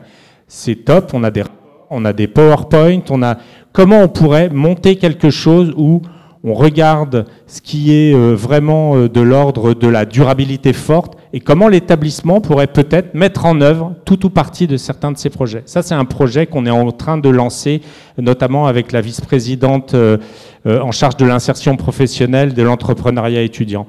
Puis sur la conscientisation et le partage d'expériences, on a lancé un chantier pour que tous les étudiants puissent documenter en fait leur propre parcours. Parce que c'est une transition, c'est comme un voyage, et du coup c'est de conscientiser au regard de ce référentiel de compétences, où ils en sont, qu'est-ce qui manque, et puis d'avoir ce retour réflexif et ce partage d'expérience, en créant aussi une plateforme en fait pour venir soutenir ça avec des ressources pédagogiques, plateforme qu'on a créée. Et puis en parallèle, ce parcours, on le propose aussi quasiment avec ces 6 étapes aux enseignants. Donc on a monté un parcours de formation pour les enseignants. Là c'est la 2e promo, on l'a lancé en début de semaine. 30 enseignants qui vont vivre pendant 8 jours un parcours sur l'année en reprenant tout ce qu'on a identifié comme frein en fait sur la capacité ou sur la difficulté à intégrer ça dans sa composante. Je suis pas légitime pour enseigner ces enjeux-là parce que je suis pas spécialiste. C'est pas neutre d'enseigner ça. Comment je fais pour dealer avec la neutralité axiologique de l'enseignant-chercheur? Comment je fais face à mon éco-anxiété, à celle des étudiants? Comment j'anime une cartographie des controverses? Et donc on a pris tout ça pour monter le parcours de formation des enseignants. Pour tout ça, on a eu aussi des moyens, et ça quand même l'établissement a mis des moyens. Le rapport Jouzel a été quand même un énorme, une boussole aussi pour nous très concrètement. Et puis on a le soutien du projet Irisseux qui nous a permis de rendre possible beaucoup de ces actions-là, sans lesquelles évidemment on n'aurait pas pu mettre en œuvre rapidement tout ça. Puis je voulais quand même aussi vraiment saluer, remercier le groupe de travail qui n'a pas attendu que tout ça soit fait pour expérimenter, tester des choses de façon imparfaite et prendre même le pilotage de plein de ces actions. Je pense notamment à Isabelle qui a monté tout avec Tanguy le parcours des voies de la redirection. Voilà. Merci Ronan. Cécile, tu voulais rajouter un petit mot très rapide avant que je donne la parole à Margot? Juste très rapide parce que j'ai envie de dire, et maintenant on a fait tout ça, et maintenant il faut vraiment qu'on réussisse à l'ancrer dans la durée. Quelques pistes, on parle ici des étudiants de premier cycle. Moi je pense qu'on a un très gros travail, et je regarde notre collègue du rectorat, David Guilherme, il faut qu'on travaille ce continuum entre le secondaire et le supérieur. Là on a vraiment un gros sujet, mais je sais que David, on partage l'idée. On va le faire, on va le commencer très vite. Et puis dans le continuum, on a parlé des licences. Il faut évidemment qu'on s'intéresse aussi au continuum avec le second cycle et avec le 3e cycle. Tout cela est en route. Notre grosse machine est en marche. Mais je crois que vous l'avez senti au travers du témoignage ici de Ronan. Il y a une dynamique incroyable en formation dans cet établissement. Il faut qu'on la maintienne, il faut qu'on trouve les moyens de la maintenir et pas des moyens que sur des projets. Il faut des choses pérennes. Et ça, c'est ça qu'il faut. On a monté une direction de la transition écologique et sociale, la DIRTES pour les intimes, et un réseau d'étudiants ambassadeurs des transitions. Ça va nous aider. C'est un service d'appui, un service ressources qui va pouvoir porter toute cette dynamique. Mais il faut qu'on réussisse à continuer dans la durée. On a une volonté forte, on va tout faire pour. Ça, c'est sûr. Et on fait tout ça avec les étudiants, pour les étudiants. Ils nous obligent. On a une responsabilité énorme pour les former aux compétences de demain. Donc, il faut pas lâcher. Puis on les a vus, les étudiants. Enfin, c'est extraordinaire. Et je pense que c'est un des sujets où on fait avec les étudiants. Il y a une autre place des étudiants sur ces sujets-là. Et je crois vraiment que ça va transformer l'enseignement supérieur. Enfin, vraiment. Merci Cécile. Et à propos d'étudiantes, on a Margot qui est avec nous, qui a vécu ces cours, ces enseignements sur la transition écologique et sociale. Comment tu l'as vécu? Raconte-nous. Donc, bonjour à tous. Donc, je suis actuellement en master d'administration publique à l'IPAC de Rennes. Et l'année dernière, dans le cadre de ma licence en administration publique, j'ai suivi donc un parcours d'expérimentation TES élaboré par la directrice de l'établissement. Donc il y a eu plusieurs éléments dans le parcours au cours de l'année. Ça a d'abord commencé avec le forum séisme. Donc là, c'était 2 jours de forum. On était préinscrits à un certain nombre de conférences où on avait l'obligation de s'y rendre. Mais on avait aussi une banalisation des cours pendant ces 2 jours pour pouvoir, nous, participer aux ateliers, participer à des ateliers et s'inscrire à d'autres conférences qui pouvaient nous intéresser. Ensuite, on a eu un module recherche et analyse sur les politiques publiques. Et donc là, par groupe, on devait traiter de thématiques assez diverses. Donc par exemple, nous, on a traité sur le plan climat, air, énergie territoriale. Et l'idée de ce projet, de ce module, c'était qu'on réalise un livrable écrit, mais également un oral. Et ce qui était attendu de nous pendant cet oral, c'était vraiment de faire preuve de pédagogie et de pouvoir vulgariser parfois des concepts qui peuvent être un peu compliqué à comprendre pour les autres étudiants qui n'avaient pas forcément traité ces sujets-là. Et je pense que c'est ça vraiment l'importance de ce module-là, ça a été de pas seulement réciter un certain nombre d'éléments qu'on avait pu enregistrer avec nos recherches, mais vraiment les expliquer de façon assez simple pour que tout le monde puisse prendre ces sujets-là. Ensuite, nous avons eu la chance de participer à un atelier d'automne. Donc c'est un atelier qui se réalise sur une demi-journée pour essayer de prendre conscience de notre empreinte carbone. Pour moi, ça a été le moment clé du parcours parce qu'on a vraiment été mis en action. Et même certains étudiants qui étaient un peu réfractaires au départ de ce type d'atelier sont vraiment rentrés en fait dans le jeu, on va dire, de l'atelier et ont pu donc au fur et à mesure de l'atelier se rendre compte qu'individuellement et collectivement on peut faire changer les choses en modifiant nos comportements.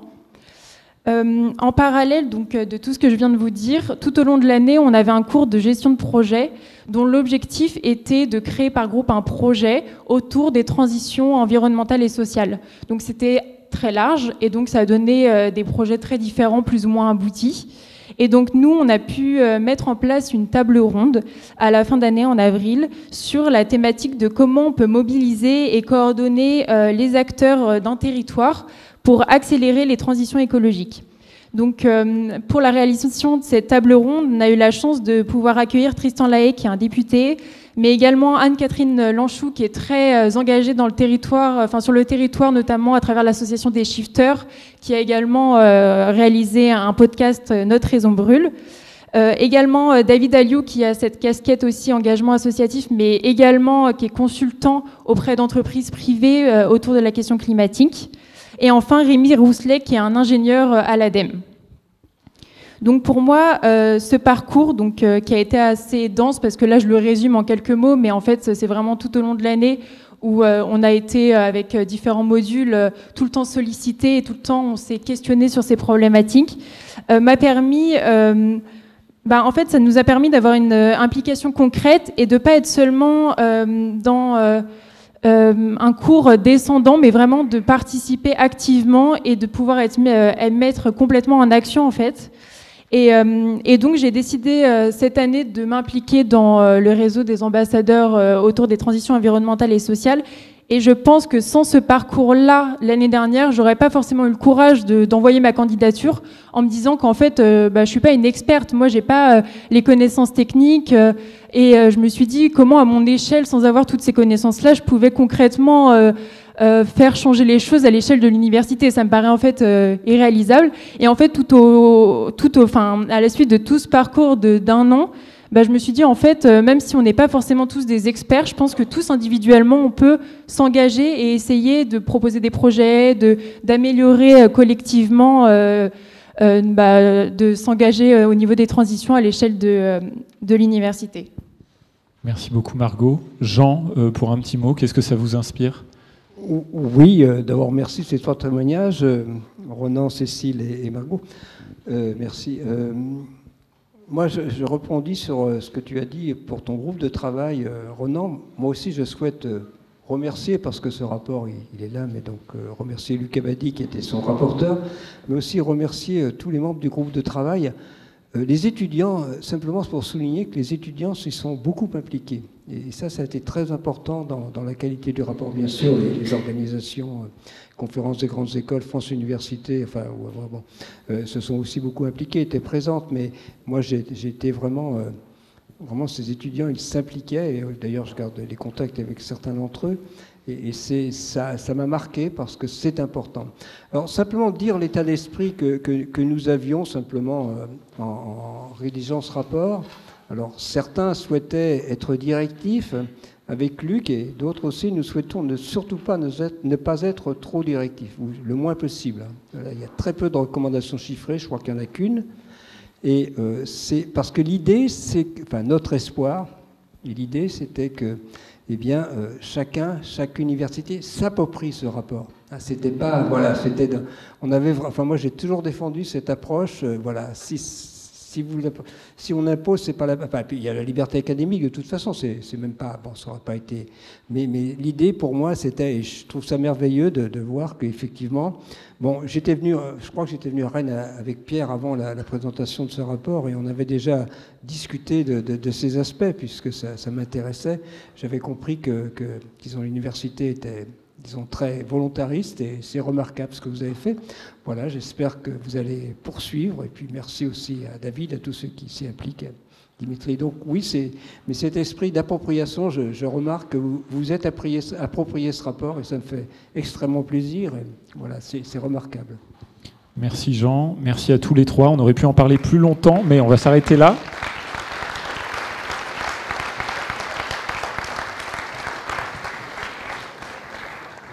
Et j'appelle Pascal Moniol, Sylvie Nel, Naomi Kahn et Dimitri Lag à me rejoindre.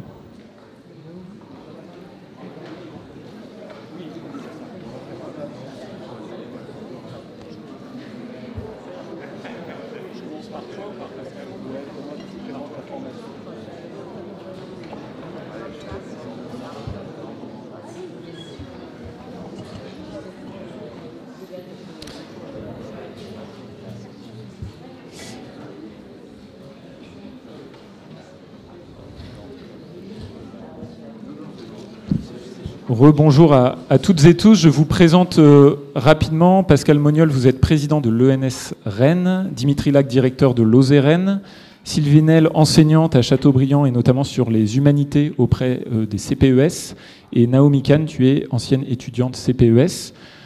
Dimitri, est-ce que tu veux revenir sur le contexte de la création du CPES? Alors, le contexte, je laisserai Pascal en parler, mais je voulais juste rappeler ce qu'était le CPES, parce que tout le monde ne le connaît pas forcément, on en parle, et c'est une formation un peu spéciale. Et donc, c'est une formation qui est née en 2022, sous l'impulsion des trois établissements, l'Université de Rennes, le lycée Chateaubriand et l'ENS de Rennes. Et la spécificité de ce nouveau type de formation, qui est un cycle pluridisciplinaire d'études supérieures, c'est, comme son nom l'indique, d'être pluridisciplinaire. Il y a un choix spécifique qui a été fait à Rennes, et Pascal en parlera, c'est de l'appeler Sciences, Environnement, Société. C'est un choix parce que sur un CPES, on peut donner les thématiques que l'on souhaite à ce CPES. Et Rennes a fait ce choix fort d'être sur une thématique, notamment environnement. Alors, la particularité, donc, c'est un diplôme sur 3 ans, mais les étudiants commencent la première année à être au lycée Chateaubriand, dans un mode un peu classe préparatoire, c'est-à-dire vraiment un groupe de 44 étudiants, c'est une formation sélective sur Parcoursup, et ils sont encadrés par des professeurs du lycée Chateaubriand. Et le choix fort qui a été fait dans le cadre du CPES, ça a été aussi d'introduire une initiation à la recherche assez précoce. On voulait que la démarche scientifique, ce qui permet de construire les savoirs scientifiques, soit très tôt enseignée aux étudiants, de manière à ce qu'ils puissent avoir une vision critique de cet élément extrêmement important de nos sociétés. Et la manière dont ça s'est construit, on ne peut pas construire une formation en 3 ans comme ça ex nihilo, donc il faut que ça se construise sur des choses qui existent. Tu confirmes, Pascal. Et donc, progressivement, les étudiants en 2e année vont être à la moitié au lycée Chateaubriand, la moitié à l'université, à l'ENS. Et cette partie va s'inscrire sur des parcours qui existent déjà. Et donc à la fin de première année, les étudiants choisissent de s'orienter soit vers une licence en économie-gestion, soit une licence en mathématiques, soit une licence en physique-chimie, ou une licence en sciences de la Terre et de l'environnement. Et ça va constituer au fur et à mesure le corpus, on va dire, disciplinaire de leur formation. Et à côté, ils continuent à enrichir leur formation avec beaucoup de disciplines, jusqu'à terminer en 3e année avec quasiment 100%, 80% à l'université, 20% au lycée Chateaubriand. Donc c'est vraiment très progressif. Et cette pluridisciplinarité et ce choix progressif, c'est quelque chose que les étudiants aiment beaucoup. Ils n'ont pas à choisir tout de suite ce qu'ils vont faire, ils ont 1 an pour réfléchir. Et quand on les interroge sur pourquoi ils sont venus au CPES, c'est vraiment un élément important, et la dimension environnement qui arrive en second. Et donc voilà. Merci Dimitri. Pascal Moniol, à l'ENS de Rennes, qu'est-ce qui vous a motivé à créer ce CPES et particulièrement à le colorier avec cette thématique sciences, environnement et société? Oui, tout d'abord, je voudrais dire que moi, je suis humble et très modeste parce qu'on est une courroie de transmission entre Jean et Naomi.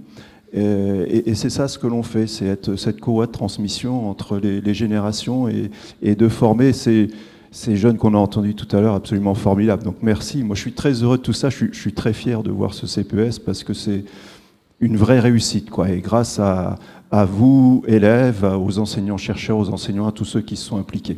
Donc voilà, nous, on est une courroie de transmission. Et puis, ah si, ça marche. Et du coup, je voulais... pourquoi l'ENS s'est lancé là-dedans? Je voudrais rappeler à Jean, nous, la première fois qu'on s'est rencontrés, c'était en 2018, à Janzé, chez toi. Et je t'ai demandé ce jour-là d'être le parrain de la promotion de l'ENS Rennes. Et ça, on avait l'idée, nous, à l'ENS, on n'avait pas de département Sciences pour l'environnement, on avait envie de se lancer là-dedans. Et d'aller voir Jean, c'était quelque part la première étape, la première action pour vraiment impliquer l'école dans les transitions environnementales. Donc ça, c'est 2018. 2020 puis 2022, parce qu'il y a eu 2 rapports, si je ne me trompe pas. Il y a les rapports Jouzel-Abadi qui sortent, et nous, on s'en inspire de 3 manières différentes. On crée à ce moment-là un diplôme de l'ENS Rennes, et on met, tu as dit qu'il y avait qu'un chiffre dans le rapport, c'est peut-être 6 le chiffre, non? Voilà. Et nous, on a mis plein de CTS dans notre diplôme, mais ça n'a pas été sans douleur de faire comprendre à tout le monde qu'il fallait que nos élèves sortent avec une vraie compétence dans les transitions. Et puis 2022, on a réussi à faire ce pas d'ouvrir ce département de sciences pour l'environnement avec 2 éléments, le PhD Track, on a un peu parlé d'IRIS-E, et le CPES. Et on ne l'aurait pas fait tout seul non plus, il y a une vraie dynamique de site, et c'est aussi grâce à l'université de Rennes qu'on fabrique en même temps, et c'est un vrai beau bijou et un vrai bel enfant de cette université de Rennes et des différents établissements composantes qui sont dedans. Donc c'est tout ça qui a fait qu'on a pu fabriquer ce CPES. Et sciences de l'environnement, à force d'être à côté de Jean, c'était une vraie évidence qu'il fallait que nous, au niveau du site, on fasse quelque chose de fort et assez tôt, c'est-à-dire de prendre des élèves juste post-bac pour qu'ils puissent se former dès le début, se fabriquer leur esprit critique autour de tout ça, pour qu'ils puissent continuer après. Nous, notre objectif, c'est d'en faire des chercheurs, c'est de faire plein de Jean Jouzel. Hein. Vous le savez, au CPES ici, après, vous ferez tous des thèses, quoi. C'est obligatoire. Donc il faut continuer. Nous, on est très heureux de porter avec la communauté ce CPES. Alors Sylvie, vous êtes également une incarnation de cet esprit de la recherche au sein du CPES. Notamment à travers un cycle de conférences qui s'appelle En quête de sens. Est-ce que vous voulez nous en dire plus ? Oui, tout à fait. Donc d'abord, je tiens à rappeler que je représente l'équipe CPGE du lycée Chateaubriand qui s'est donc investie dans l'enseignement du CPES et que l'ensemble de l'équipe propose aux étudiants des rencontres pour les sensibiliser à l'environnement, que ce soit sur la pollution numérique, l'impact des big data, le traitement des fake news concernant le climat. Donc en fait, toute notre équipe est pleinement investie dans cette sensibilisation. Maintenant, on a avec Philippe Ster et puis Manon Rivière, qui est la directrice du Diapason, initié un cycle de conférences qu'on a donc intitulé « En quête de sens », qui justement atteste bien que les étudiants se posent de nombreuses questions, qu'il faut absolument les accompagner pour chercher des réponses et qu'aucune de ces réponses n'est complètement définitive. Donc l'ambition de ce cycle de conférences, c'est de leur faire rencontrer les auteurs des œuvres que je peux leur faire étudier dans le cadre de mon cours. Et donc, ils passent tout de suite d'une approche théorique plus retirée à une approche pleinement concrète pour interviewer la personne qui constitue pour eux un grand témoin dans le domaine de l'environnement. Donc l'idée, c'est de les accompagner, mais de les laisser acteurs sur scène de cet entretien, et que par ce moment, qui est plutôt un moment convivial, en fait, leur investissement fédère toute une communauté. Vous parliez tout à l'heure de la sensibilisation des établissements secondaires.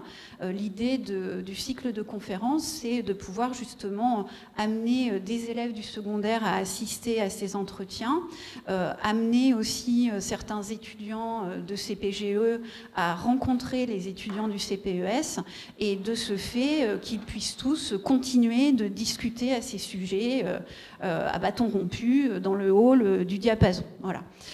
Et donc notre première expérience a permis aux étudiants de rencontrer Jean-Louis Etienne, qui était lui-même très content de la chaleur humaine finalement qui s'est échangée dans ce moment-là, et qui était aussi content de voir que le public était mixte, c'est-à-dire que les étudiants étaient entourés par des adultes qui, un soir de semaine, s'étaient donné la peine de venir les écouter.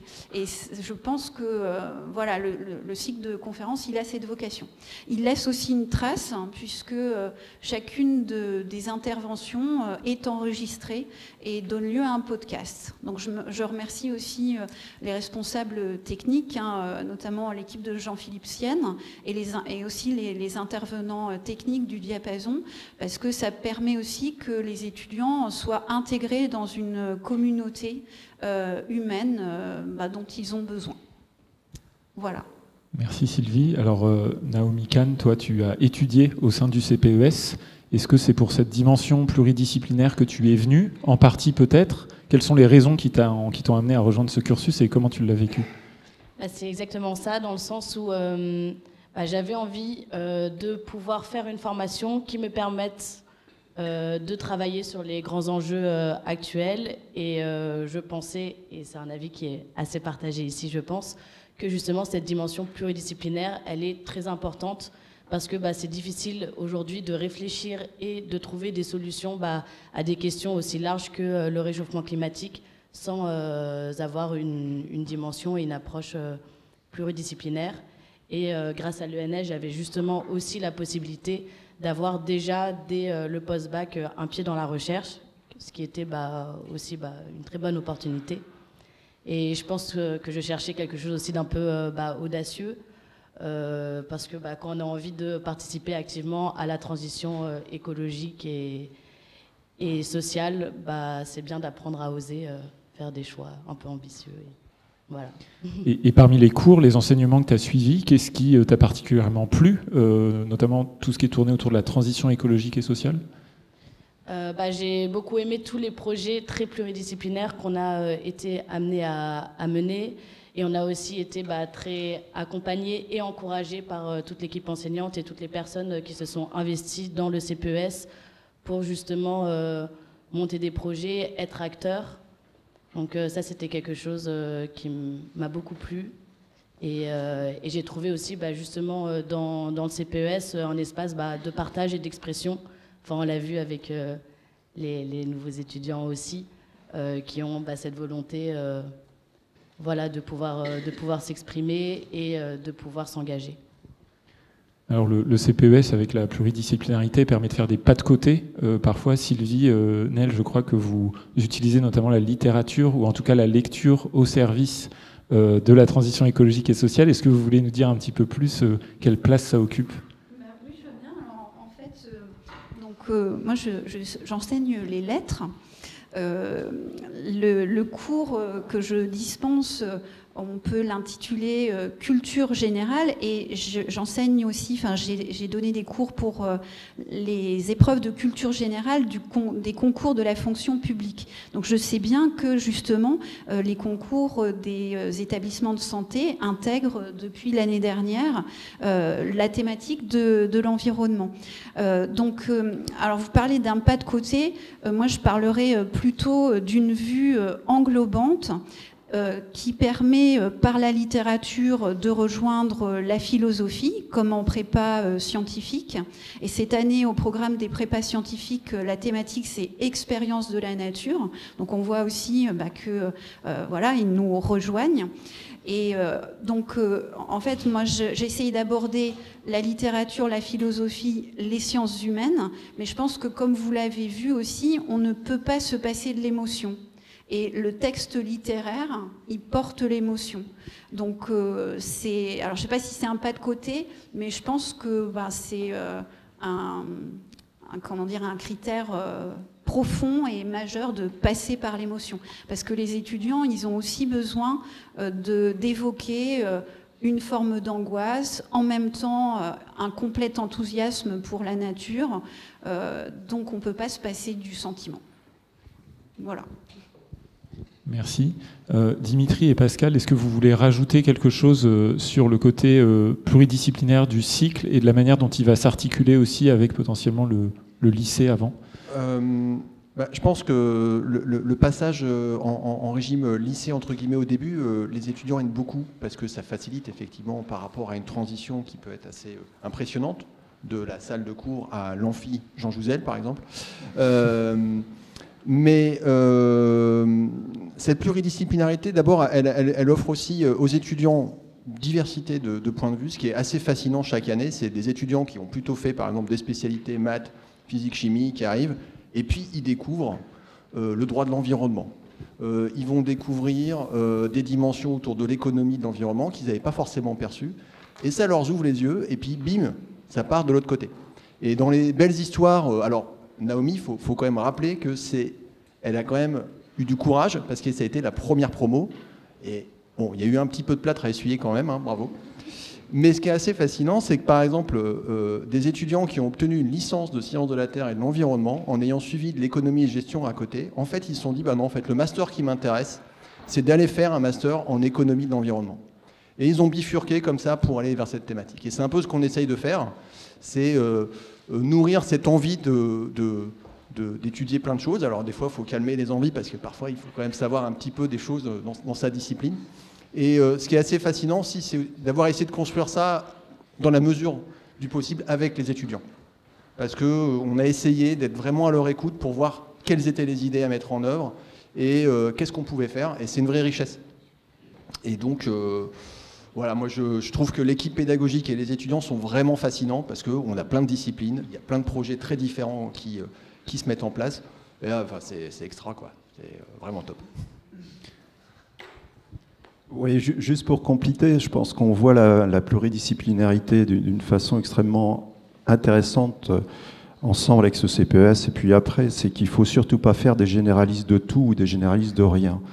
Et donc pour moi, la pluridisciplinarité, c'est à un moment être un spécialiste dans son domaine et être en capacité d'aller discuter autour d'un sujet donné avec les spécialistes des autres domaines. Et ce que l'on fait au travers de ce CPES, et puis après, sur ce que l'on fait sur d'autres enseignements, c'est exactement ça. C'est surtout pas de les perdre dans une pluridisciplinarité basse, c'est vraiment qu'ils soient dans cette capacité de monter très haut sur une discipline, parce qu'il nous faut des chercheurs, il nous faut des spécialistes de la discipline. C'est ce qu'on fait quand ils choisissent leur licence. Et ils vont continuer là-dedans, mais ils auront toujours cette capacité à aller discuter avec les autres. Et c'est ce qui est important quand on a toutes les problématiques actuelles qui sont complexes, qui demandent de faire appel à plein de disciplines, c'est d'être en capacité d'aller discuter avec les autres. Et Les chercheurs de ma génération n'ont pas été du tout habitués à ça. On n'est pas habitué à ce vocabulaire commun, à discuter ensemble. Et c'est ça qu'on cherche aussi. C'est faire de ces jeunes qui soient vraiment capables d'aller réfléchir sur les enjeux complexes aujourd'hui. Merci Pascal, merci à tous les quatre. Jean Jouzel, comment ça résonne pour vous, ce qui vient d'être dit? Oui, merci Tanguy, merci à tous les quatre. Donc, en fait, je connais le CPES depuis sa mise en place. Je suis intervenu là, à l'invitation des étudiants, je ne sais pas si Noémie y était. Ah bah oui, d'accord, parce que c'est la promo qui doit terminer. Voilà, c'était au lycée Chateaubriand, qui n'est plus celui de ma jeunesse, enfin géographiquement au moins. Voilà, mais nous étions, disons, au centre-ville. Voilà, je crois que c'était à l'invitation des étudiants. Alors, il y avait un étranger quand même dans la salle. J'avais un de nos petits-enfants était à l'époque en prépa, Joss. Voilà, donc, et moi, je trouve cette idée de pluridisciplinarité remarquable, et vraiment, d'avoir fait le choix de la construire autour des problèmes environnement, transition socio-écologique, c'est tout à fait avisé, parce qu'on a vraiment besoin de cette... S'il y a bien, on ne peut pas, disons, appréhender cette transition sans un aspect pluridisciplinaire. Moi, ça m'a toujours intéressé. C'est cet aspect qui m'a toujours intéressé. Alors, ma propre science m'a aussi intéressé, mais vraiment, la largesse de vue qui est nécessaire pour cela, c'est remarquable, et c'est bien d'avoir fait ce choix. Alors, il y a, disons, pour rebondir, Pascal, moi, je pense aussi, et je le redis souvent, on a besoin de jeunes qui vont vers la recherche. On a besoin de jeunes thésards. Alors, dans nos disciplines, il y a beaucoup de jeunes qui viennent, parce que ça reste, je ne sais pas pour toi, Dimitri, mais voilà, c'est important. Donc, c'est bien cette idée de, je ne sais pas si, Naomi, tu te dirigeais vers la recherche, mais c'est formidable, la recherche, je le dis, je tiens à le dire. Alors, il y a aussi un autre point qui m'a, dans notre rapport, si on revient à notre rapport, effectivement, on regrette le manque de lien pour ces disciplines entre le secondaire et l'université. Il n'y a aucun lien. On recommandait aux éco-délégués, par exemple, d'aller vers l'université, d'essayer d'établir des liens. Je ne sais pas si ça se fait, mais au moins tu en as parlé. Donc c'est ça qui est important. Ces liens n'existent pas. Donc il y a vraiment un fossé entre le secondaire et l'université, les établissements d'enseignement supérieur, et s'il peut être comblé simplement par des échanges entre lycée et supérieur, ce serait très important. Enfin, peut-être plus personnel, c'est vrai que, Dimitri, je me tourne vers toi, donc quand j'étais, on discutait quand j'étais président de l'OSU, et aussi... on discutait de l'ENS, Pascal, on regrettait qu'il n'y avait pas d'environnement à l'ENS. Donc voilà, et maintenant c'est fait. Merci à tous les deux, parce que c'est grâce à vous deux, grâce à leur un petit peu quand même, vous êtes un peu. Merci Pascal, tu sais très bien que j'ai toujours plaidé pour ça. Voilà, enfin, je m'inquiétais qu'il n'y ait pas ces disciplines à l'ENS Rennes, et je suis très heureux qu'elles y soient. Voilà, donc merci en tout cas à tous, et merci Tanguy également. Merci Jean, merci à tous les quatre pour cette table ronde. Et on vous redonne la parole, potentiellement Jean Jouzel, si vous voulez clôturer cette journée qui vous a fait honneur pour un mot de la fin. Ouais.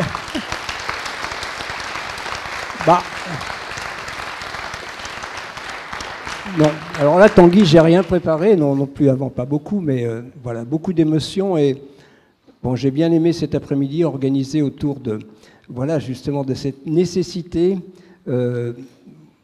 d'aller vers les jeunes, de les former à cette transition socio-écologique. Je suis vraiment heureux, je suis bien sûr ému, de cet hommage. Je suis ému du fait que, cet amphithéâtre sera l'amphithéâtre Jean Jouzel, mais je suis avant tout très heureux aussi de voir que ce rapport que j'ai coordonné avec Luc Abadi et beaucoup d'autres, devienne réalité. Et ça, c'est parce que en fait, l'année 2026, si tu regardes Tanguy dans le rapport, c'était normalement, la rentrée 2025-2026 était dans notre esprit une rentrée clé.